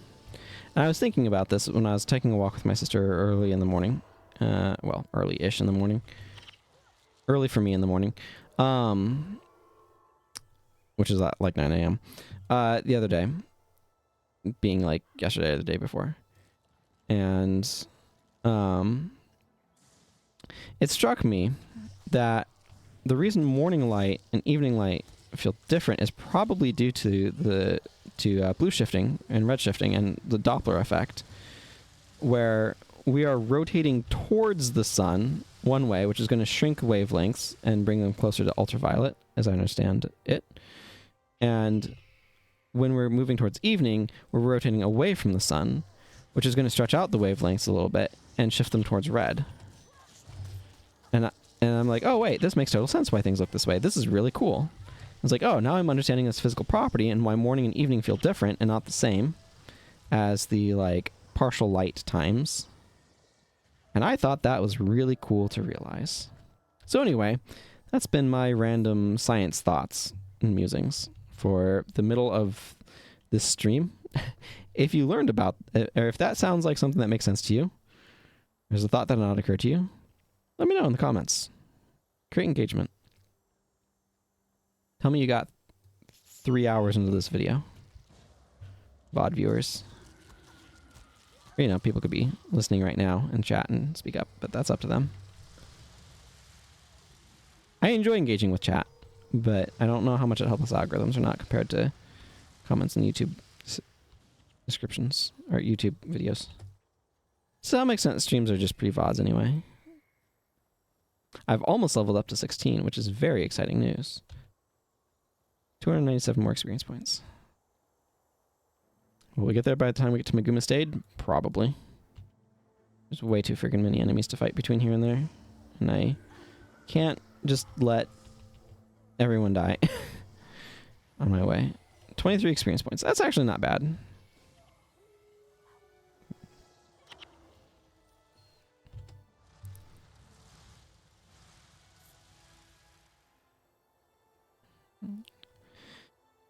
It still takes 4 to lose a death penalty point, but I think it's 75 experience to lose 1% DP.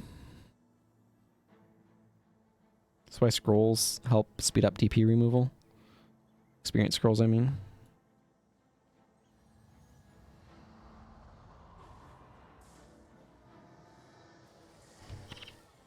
That was a nice big fireball.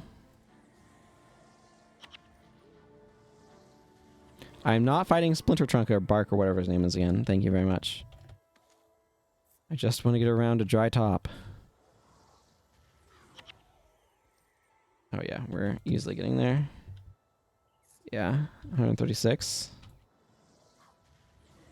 The rate at which we're going through trees. Easy.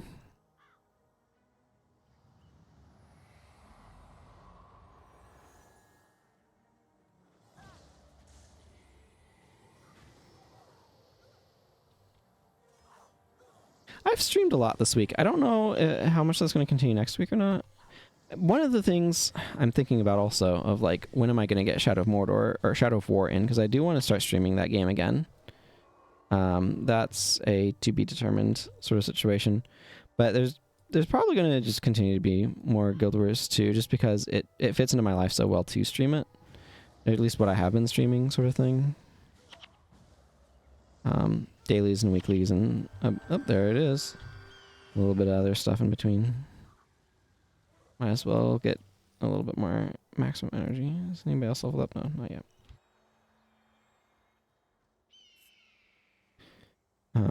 So it works out well for me to do that. But I'm not...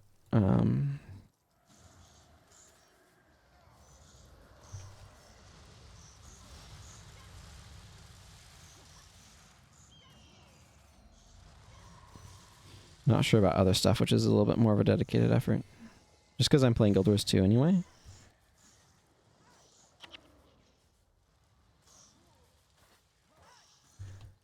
So I'll probably stream some tomorrow of that.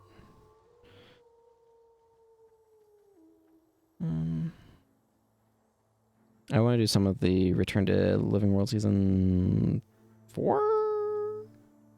Yeah.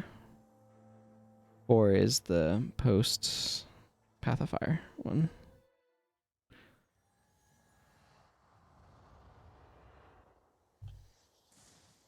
Okay, I just need to get to the other side.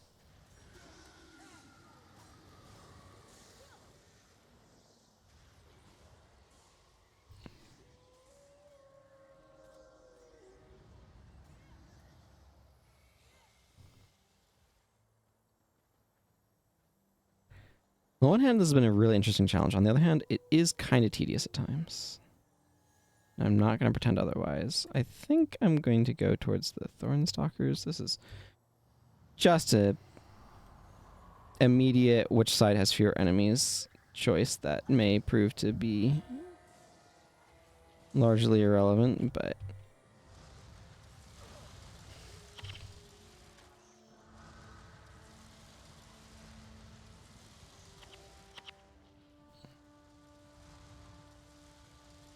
well, I don't think that screenshot came out quite the way I was anticipating.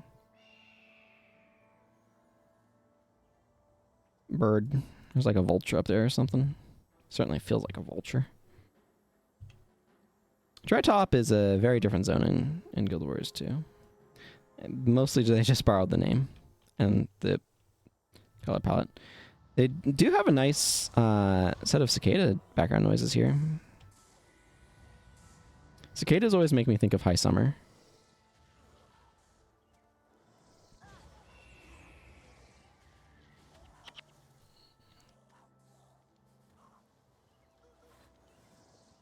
Like the depths of summer, I don't know, August or something.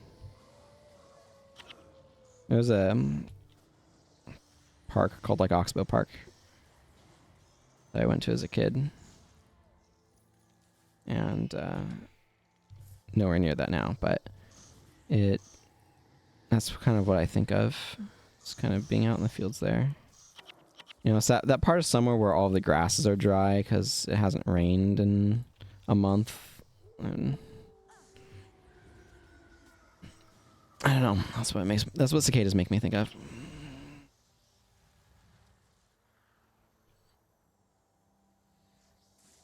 A lot of these very static enemies that we should just run past probably. We'll fight these Maguuma hunters though.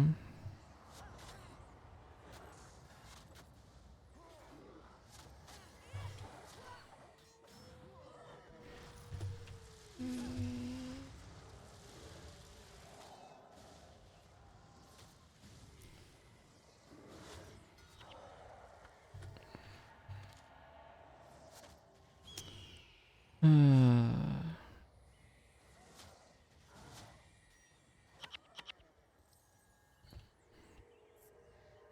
60 gold coins, you say? Well, that feels worth picking up. Nope, we're going this way.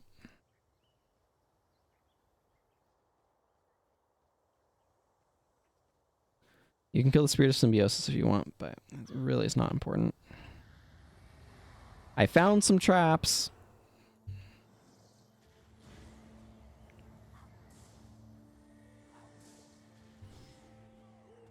These guys are weak to fire, by the way, if you hadn't noticed, but they are, and I am glad for that. There's Tangleroot. That's the zone I'm looking for. Tangleroot's the map outside of Henge of Dinaravi, and it's the one Maguuma Stade is in. I am confident that my heroes will stay alive long enough for us to walk through it. This is zone portal. Tangleroot, I don't know, that's a white mantle symbol on it, but that's probably just some sort of generic choice. Oh man, I love those bug noises so much. Okay, I don't remember like most of navigating this zone because it has been so long since I have done anything in it. We're about to get into more jungly area.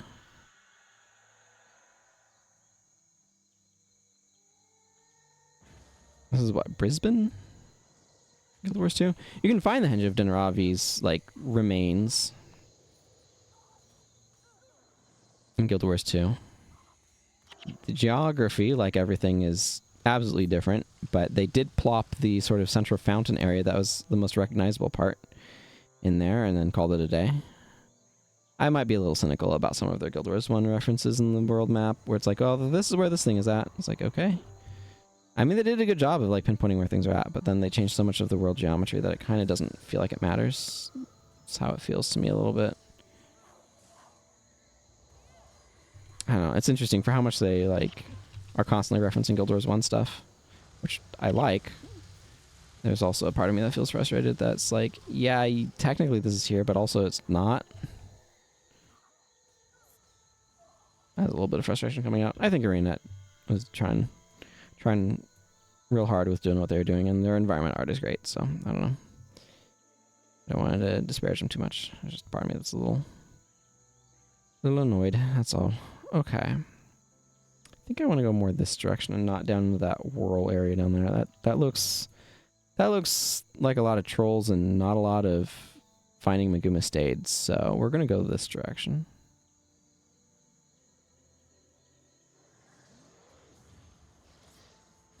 It would be interesting to do comparisons of locations and be like, okay, here's how this place looks in Guild Wars 1. Here's how it looks in Guild Wars 2. And just kind of like do geography comparisons, really. I'm going to make this easier on myself. Well, never mind. We got all the trolls down.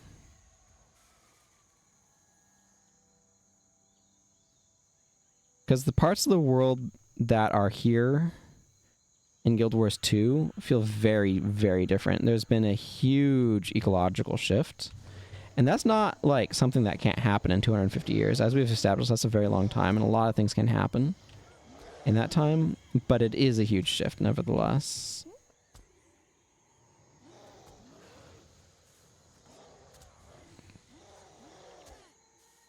Okay, this life pod is getting the rocks. Okay, whatever. I don't think my rocks even had a chance to fall on it. Meteor would be good. I think I get that from the quest that requires me to get to the falls, though, and I don't feel like doing that. When I do that, I want to make sure I have Mox with me so I can friggin' do the things that require me to get in there, because, yeah, like, made most of the trek already.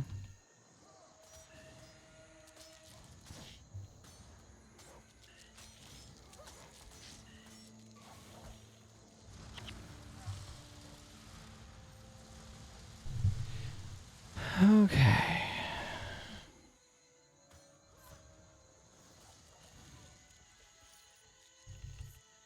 I think the biggest thing for me is the earth boundaries. Not like some of the changes in vegetation stuff bother me a little bit, but the bigger things are like the world layout being in terms of like the amount of erosion that happened in that time and things like that. Which I don't know how realistic or unrealistic that is. It just feels egregious.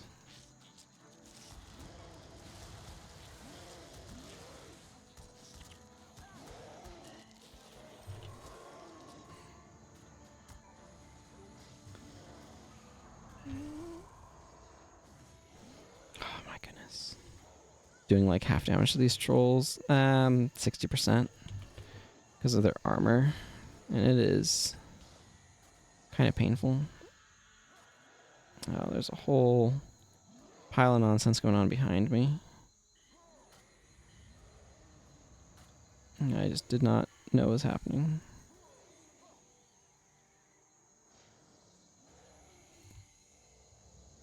Need to remember to keep applying that.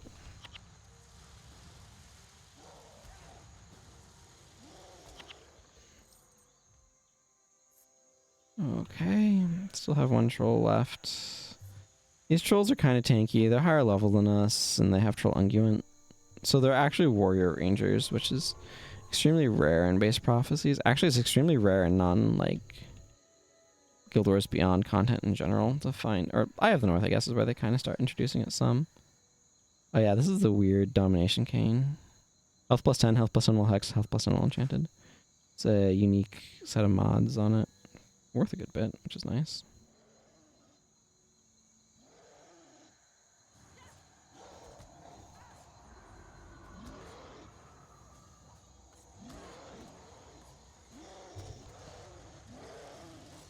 Cost increasing our armor by a little bit.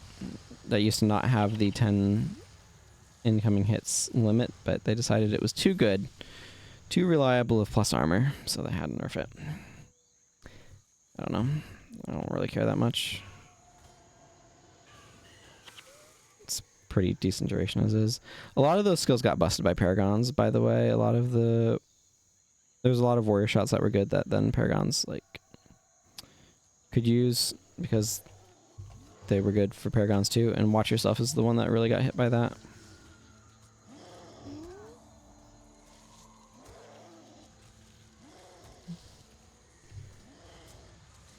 Yeah, take out those life pods. Make them burn. So they can't heal everything. My inventory is definitely getting full of random stuff, that's for sure.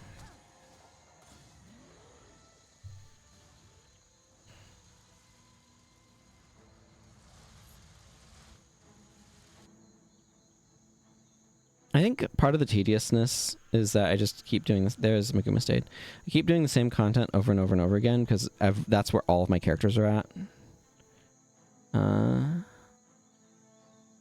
So it's kind of good to push characters a bit further. Have them do different things. Here's Maguuma Stade, one of the secret outposts that nobody goes to. What does it say about it? Far from any human civilizations, Maguuma Stade is thought to have been a meeting place for the druids who long inhabited this part of the jungle. The elements and grasping vines have all but erased the evidence that anyone was ever here. Yeah, there is... But it's an outpost. We got some supplies here, including... this looks like an Ascalonian. Ingrid Larson. Which one's Mossy Mandibles? That's a Rinblade style longsword, so that leads credence to it. Not max or anything, but high energy fire wand. Not worth it, but you know, it's there. It's present.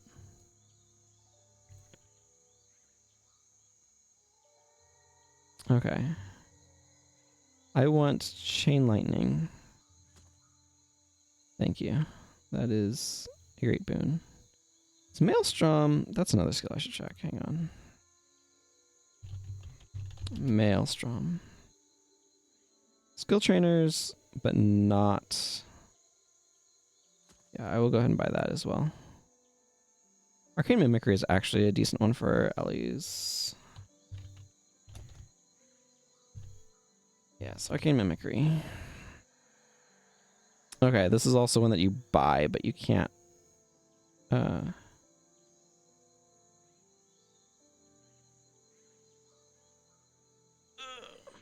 I had to stretch a little bit.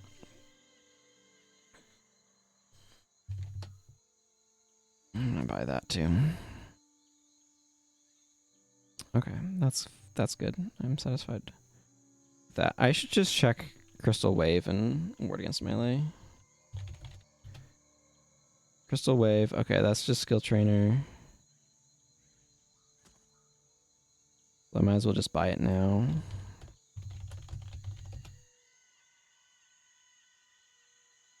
Okay, ward against melee unlocks on some skill quests and factions in Nightfall. But not here. So I'm just going to buy that too.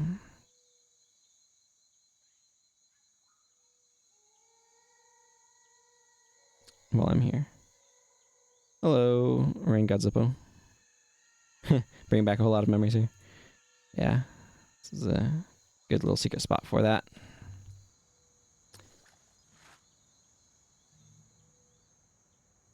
Let's see here. Let's just identify stuff. That's got some good improved sale value. Hey, hammer grip of hammer mastery. Hammer grip of hammer mastery threw me off because of so much hammer. Surprised heavy didn't show up in there, but I got that one already.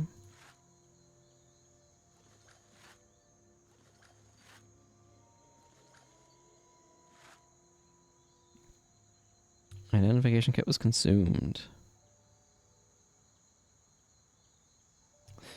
Okay, Seer, I need to sell you some random junk so I can buy a new identification kit. Like this cane. I'm only selling stuff right now that have a value number on them.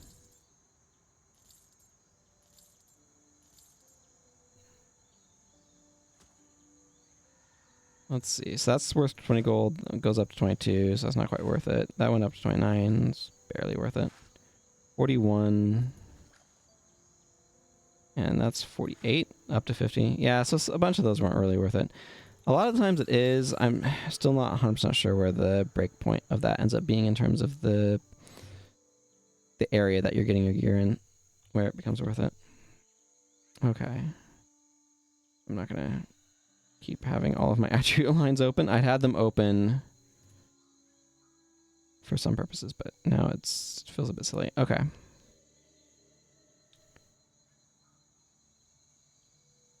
I don't have enough lead skills to kind of make any of that worth it, but Arcane Mimicry can potentially be useful in LE because you can grab like elemental attunement and stuff. Oh my goodness, it's been so long since I've done stuff in Tangled Root that I'm trying to remember my way up. I know Henge of Denravi is on the north side. Hit the wrong button. I meant to use Breath of Fire and I accidentally used Double Dragon.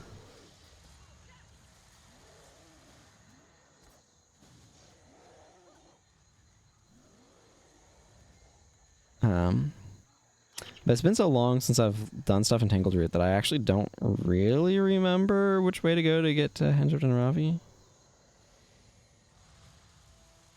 Man, I want to dual attune so badly, but I don't have dual attuning yet. It's going to be up by these bodies of water. I know that much. Or, yeah, pretty sure of that. Ooh, neat plant.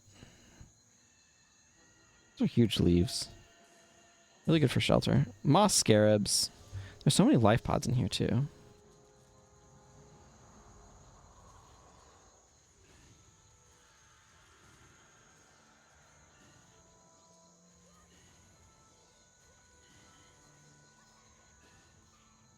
I have Breath of Fire on you. Okay, you know what? We're just going to sit here and wait for this meteor shower to finish. See if the life pod is still alive. Nope. Nope. That's kind of what I thought. I love meteor shower, but it's just not... At this point in time in the game, it's not going to run it by itself. You really need some support for it in the form of something like Glyph of Sacrifice. That lets you cast it instantly. Gives it 30 seconds longer recharge, but instant cast time is just so important. Because not only does that happen, it takes 3 seconds for the first set of rocks to fall. And that's just such a long time that you're waiting for it to do anything. It's really not worth it because of that.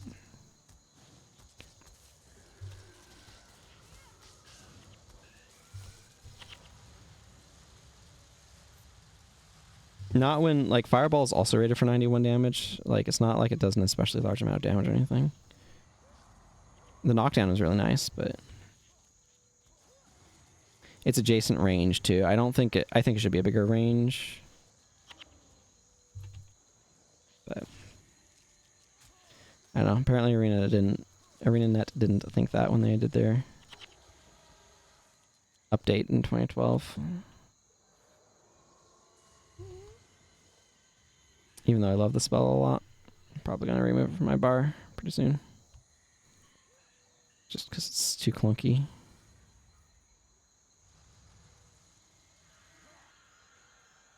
Not more Wind Riders. Guess what? It's more Wind Riders.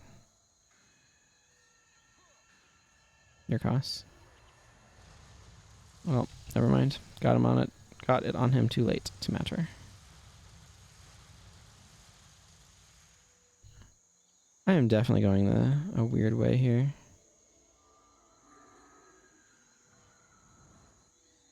Let's ignore them. But not these guys. Let's fight these guys.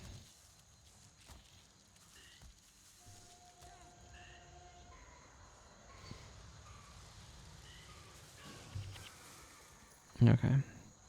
Fireball did really good work there. I'm really happy with that Fireball. This is a weirdly open map. I forgot how open the tangled route of this game is.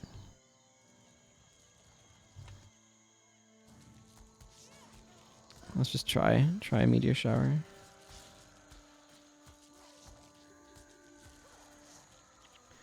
See?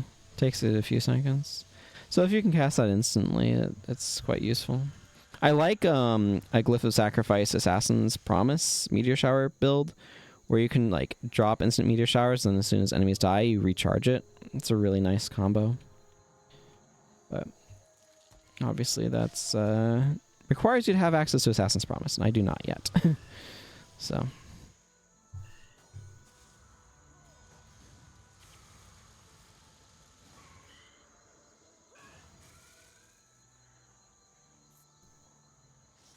This character probably hasn't even seen Vizuna Square, what with being level 16 and all. It's not a place I'd want to take her.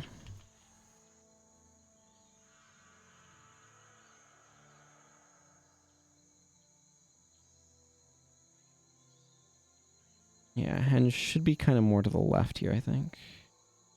So I feel like I recognize some of this area from the quests that you do. Yeah. Where does it take you, though? Because there's the quest to Riverside Province, and I'm a little bit blanking on how it takes you. I definitely think this is the long way around. I think going up that way and over might have been shorter. It might be a half a dozen one way, six the other, though, sort of situation.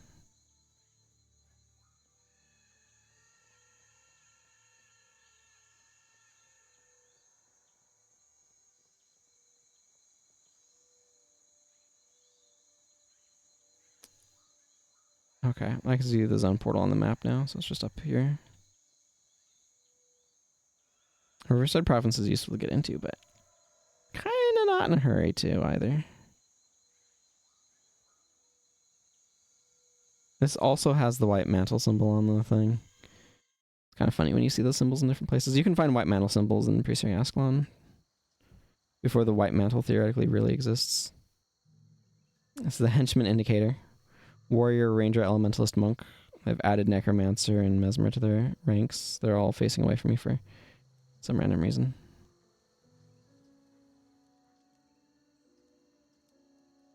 Is Minor Illusion worth anything? No, it's not. Minor Inspiration is worth a ton. 7.5 for Prodigies. 7. It's always kind of weird what things are valuable and what things aren't when you're kind of going through. Mesmer runes are consistently very valuable. Elementalist ones are generally fairly cheap. I'll eventually want to get her Superior Fire, but I don't feel the need to do that till she's a bit higher level. But But yeah, here's the fountain that I was talking about. You can find this in Guild Wars 2, I believe, is what it's supposed to be. Looks bigger here than it does in Guild Wars 2, though. I'm gonna level with you. Master Scout Kira. Yep, no quest, just saying I'll be watching you. Lightning Touch. I don't have any intentions of buying any skills here right now, though. I don't ever really use Armor Frost. It's the sort of skill that's really awkward. Armor increasing skills in general. I will grab this quest, but this is a huge map, so there's a lot of different things here. I think Shun lies in like 2 or 3 places. There's a nice amphitheater over here. Put on performances. I think some guilds might have done some sort of performances on this stage. But this stage is gone in Guild Wars 2. Secret orders from Avenia. Hush, they're secret. Bad Trenchant.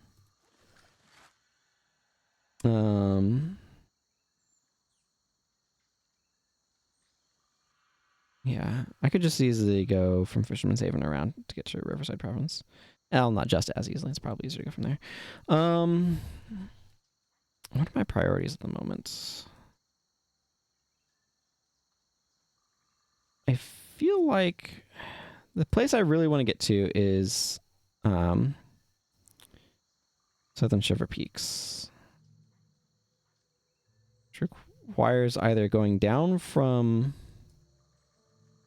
Beacon's Perch, which is a trek and a half, or going through the desert, which is a trekker and a half, but like is accomplishing other things along the way.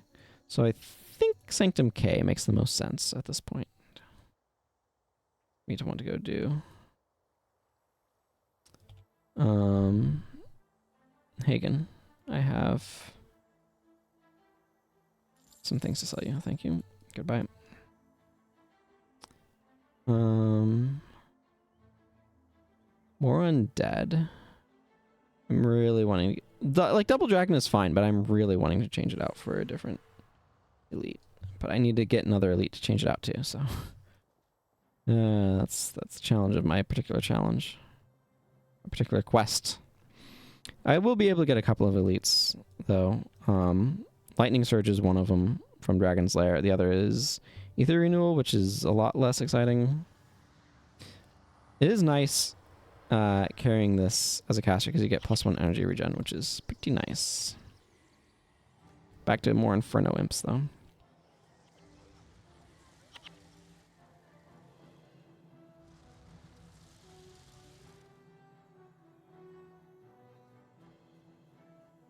Something isn't right here.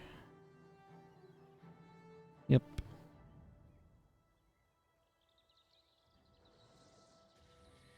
Desert will probably be a little rough.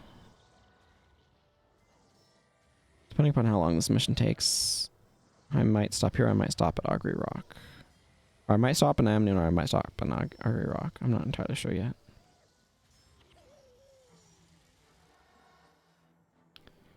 But I'm going to go about another, I don't know, 25, 30 minutes, something like that. Kind of what I was thinking to myself earlier when I was thinking about it.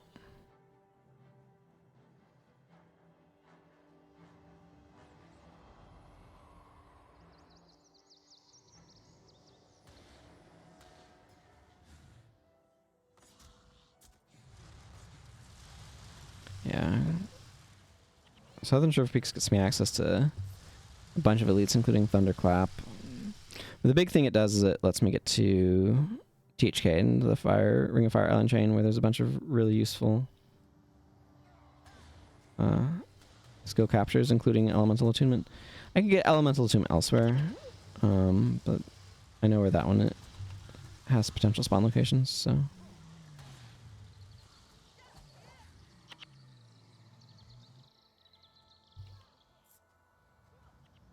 It also gets me closer to being able to buy Rodgort's Invocation, which I would like to do. Okay, Restless Spirit. Let's see. Let me double check where Rodgort's was.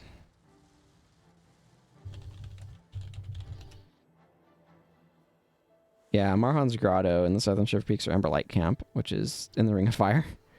But Emberlight Camp 1 has all of the skills available for purchase. So that's pretty notable.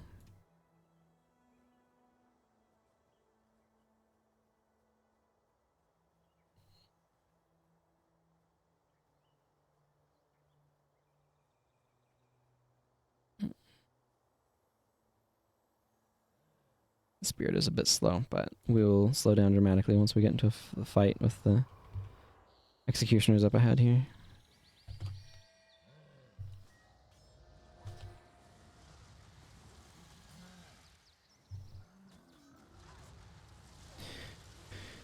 Oh, another possibility. Ah, we got a couple of simultaneous level ups. Let's take care of those.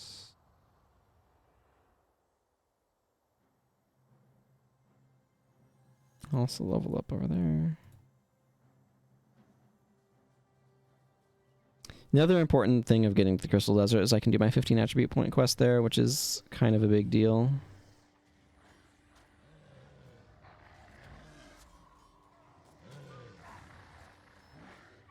I wonder why Milani and Koss are out leveling Dunkoro. I'm pretty sure I've had them together like the whole time. I understand them out leveling Talcora, but... Oh, maybe there was some separation of characters at some points that caused different amounts of experience gain based on enemies killed that resulted in that. I don't know when that would have been, though. Dunkoro did spend some time lying dead, but I guess I fought some enemies then, so that's probably what happened. Also, Frog.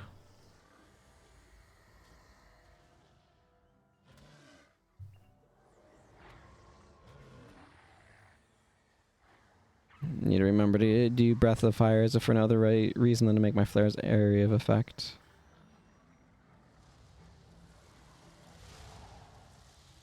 It is nice not having to drop this in order to be able to attack. The Scepter 4, I mean.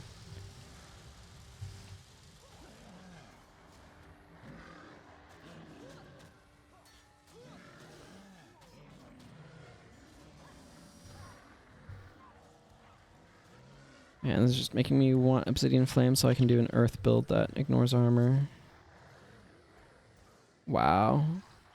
On the other hand, Frenzying Hellhounds make me really glad that my spells don't ignore armor.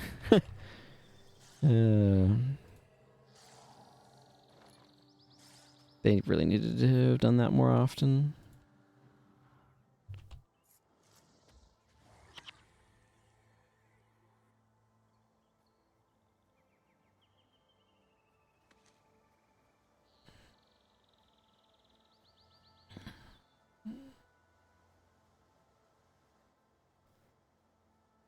Hello, Lynx.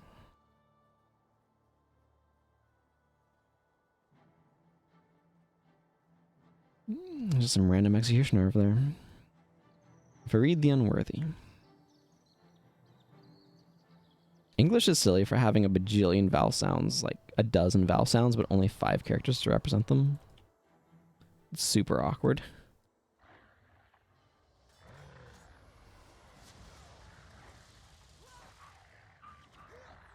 Ah, all those numbers is nice.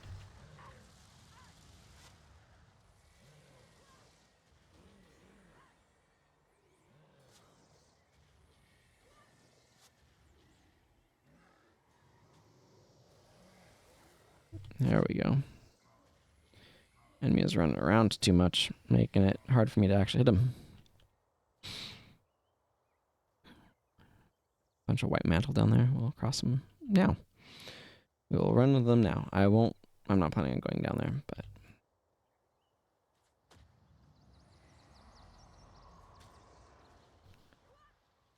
Driver's defenses gives plus, like, a bunch of armor. Excuse me. Against elemental damage. I was yawning, and I went to cover my mouth out of instinct and hit the microphone stand. Sorry about that.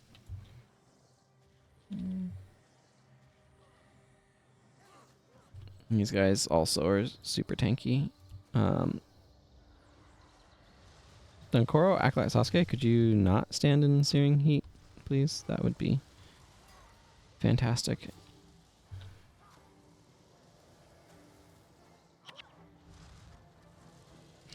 Okay, well that's taken care of now.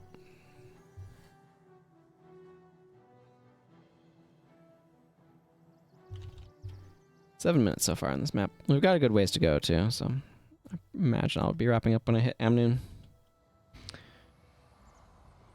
Seems reasonable.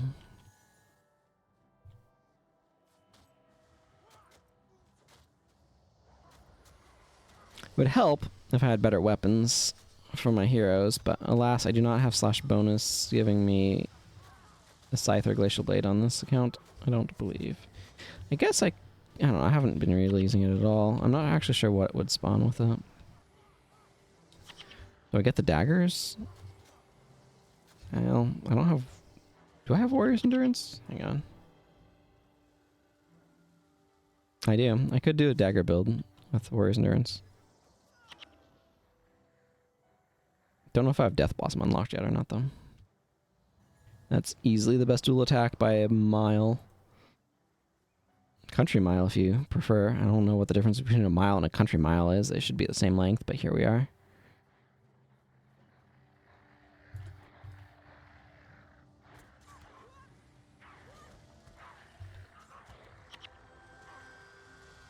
Okay. Here's Dunkoro's level, as expected.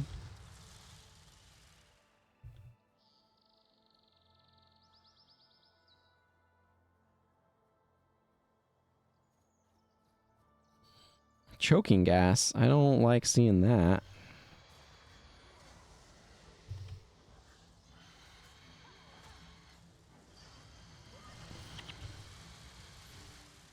Choking gas interrupts spell casts on attack. It's pretty rude.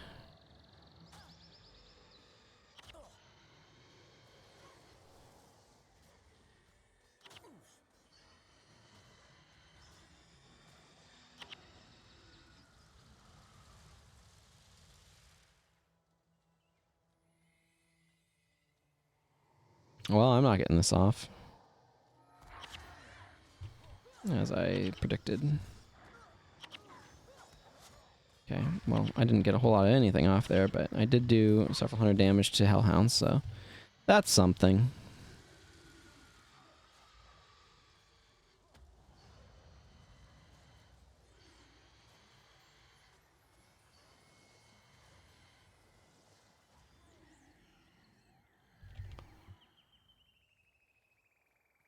That is something.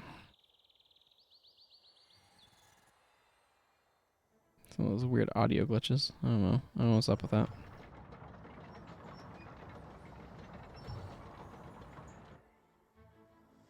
Oh, here comes some giant stomps. Yep, as I said, some giant stomps. 4-second activation time is actually quite long. Doesn't quite feel that long sometimes, but... It's fun, you get to use Giant Stomp as Triasa with the bonus mission pack. Mission where you play as Triasa. I like that one, that's neat.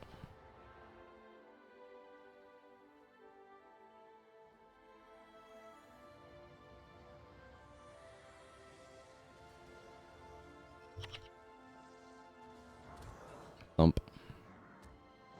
Doesn't do a lot of damage, it's just the mass knockdown. 42-second recharge is also peculiar. Wonder how they settled on that duration.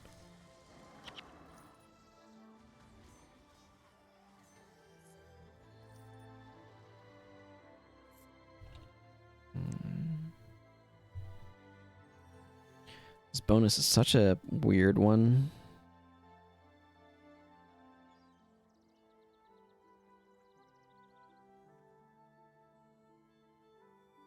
You can see the spirit following me back there. Also, Vizier Kilbron already has a Scepter of War. I don't know why he needs it from us.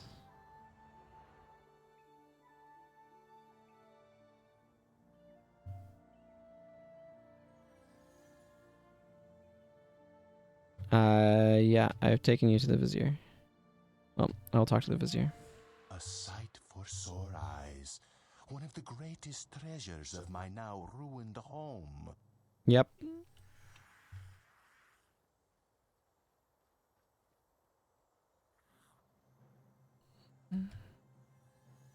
Make the spirit able to advance to the next part, please. Thank you.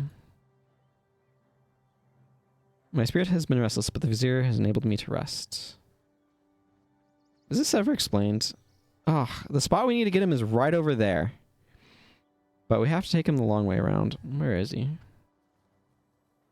Should be following me. There he is.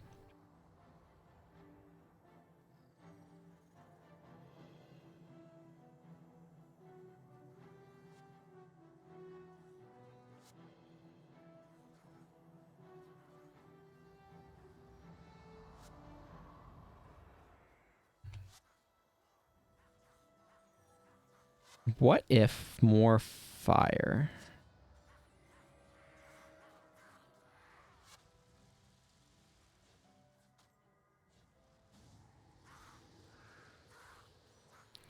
Going to go with the what if more fire approach here, I think. Yay, 30 damage from Meteor Shower because that guy was under Drider's defenses and it gave him so much additional armor it cut it by a third. Ridiculous. These undead don't usually last this long, so that's kind of fun. That must be a ward against elements. Not what I was expecting, I'll admit.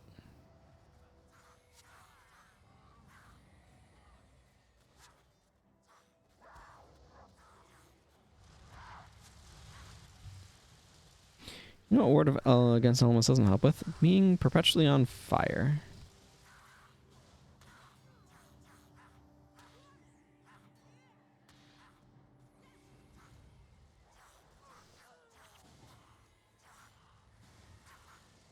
Edgar the Iron Fist. There we go.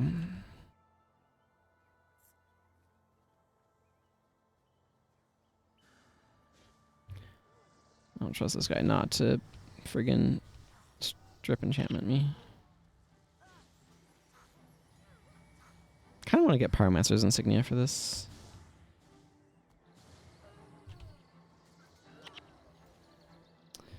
Major Vigor? Question mark? Hey! Major Vigor. Called shot. Sorry if that really spiked the volume. I'm just very excited to have gotten a Major Vigor there. That's kind of a big deal. Probably put that on this armor.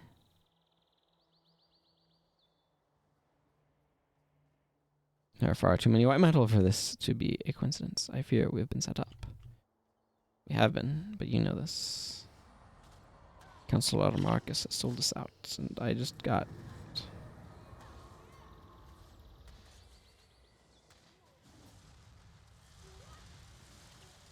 Savage shot was quite savage. This is why I'm saying, Sasuke, you don't beat Acolyte Jin in a duel. She eats you for lunch. Maybe you're into that kind of thing, I don't know. But she will absolutely ruin you.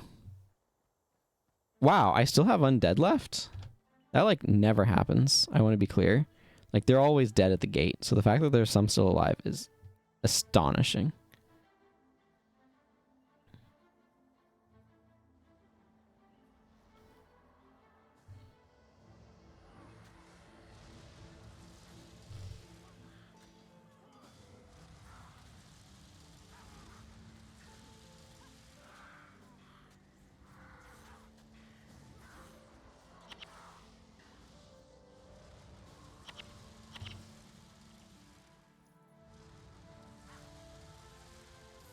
Wow.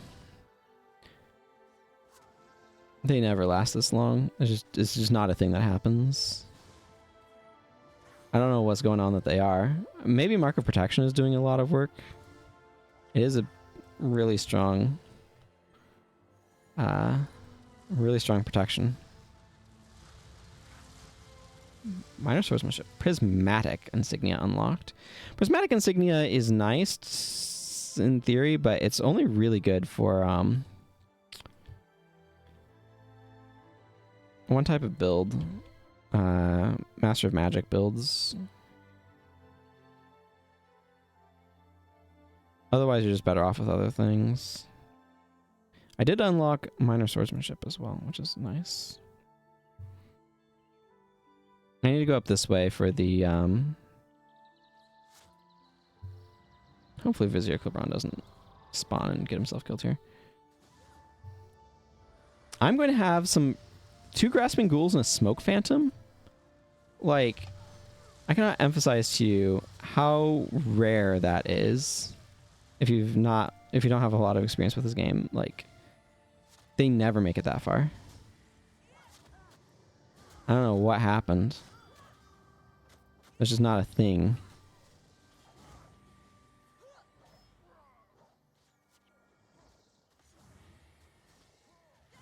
Yeah, we need to get closer to actually start the thing, which is good.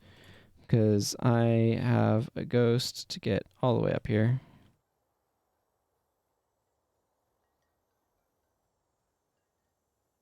Some of this is feeling a little really chunky, but it's still 60 FPS, so I don't know what's going on.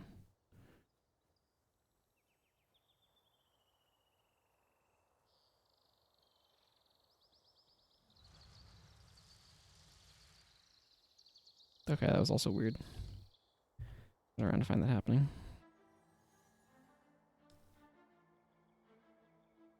Okay, what do you got in you?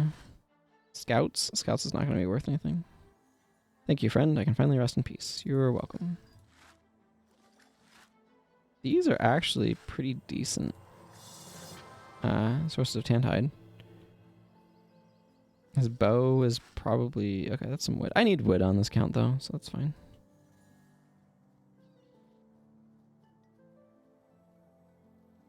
These are neat little things. A bunch of territory over there, too, on that beach and everything.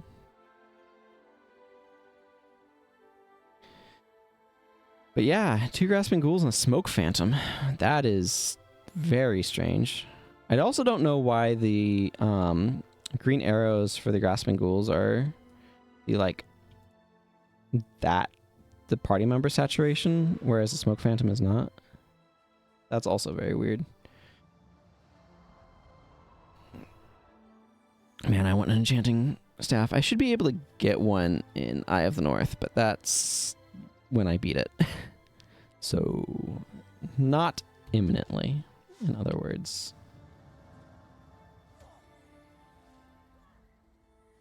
You can see the armor difference. The Savant is taking full damage and the Seeker is taking half. Or not full, but one's taking half the damage of the other one. It's the effect of armor going on there.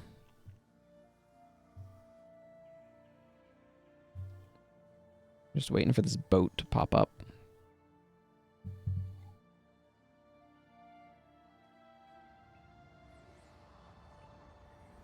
Some sort of ancient shipwreck over here. Zero Kilbron's such a strong necromancer now, he can resurrect boats. Or reanimate boats. More reanimation than resurrection. Those are 2 very different things, but you know.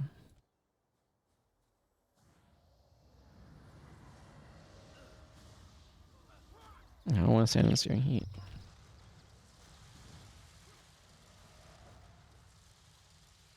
I mean, that Grasping Ghoul is probably dead. But the fact that I made it that far is pretty spectacular.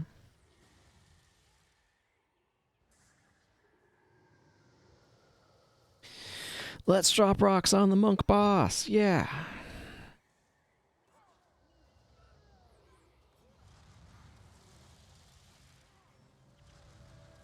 I mean, it definitely helped. It's coming along. Boat's coming out of the water. Just a couple dudes at a time. It's not a huge deal. So it is possible to get overwhelmed here, but it's hard for that to happen. Here, keeping on top of things, and I don't know, making sure you kill enemies.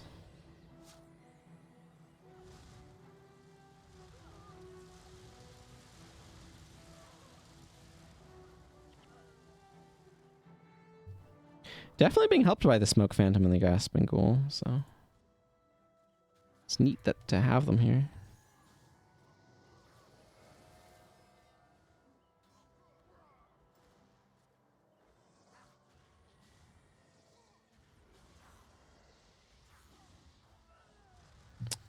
Wow. That's kind of nice. I'm gonna go pick that up. Actually, pick up the Zealot's armor while I'm on my way.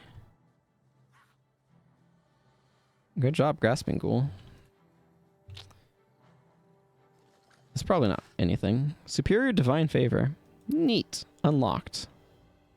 152 gold. Get on the boat.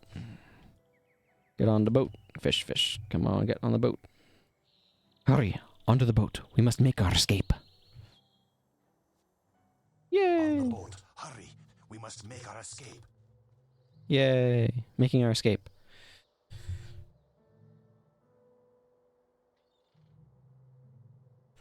You are all chosen, etc. Amnoon Oasis. Huzzah, we are here. I'm not here to watch cutscenes. I've done that so many times before. If you want to watch cutscenes, might I recommend my slow playthrough. Findable on my YouTube channel. It's very one if you're watching the VOD. Where I played through the game and looked at the lore with meticulous detail and all of that good stuff.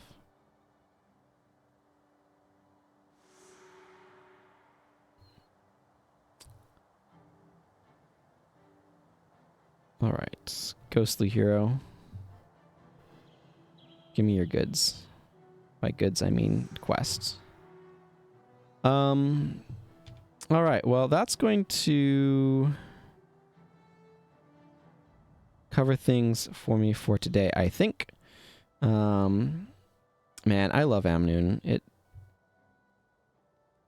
It's so pretty. I like the lighting here. Sun in the background.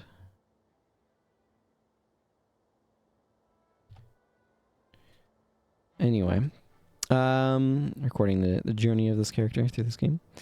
Don't know when I'll be back in Guild Wars 1, but I should be back in Guild Wars 2 pretty soon. So I hope everyone is doing well. Had fun watching. But no, till next time, everyone. Take care. Goodbye.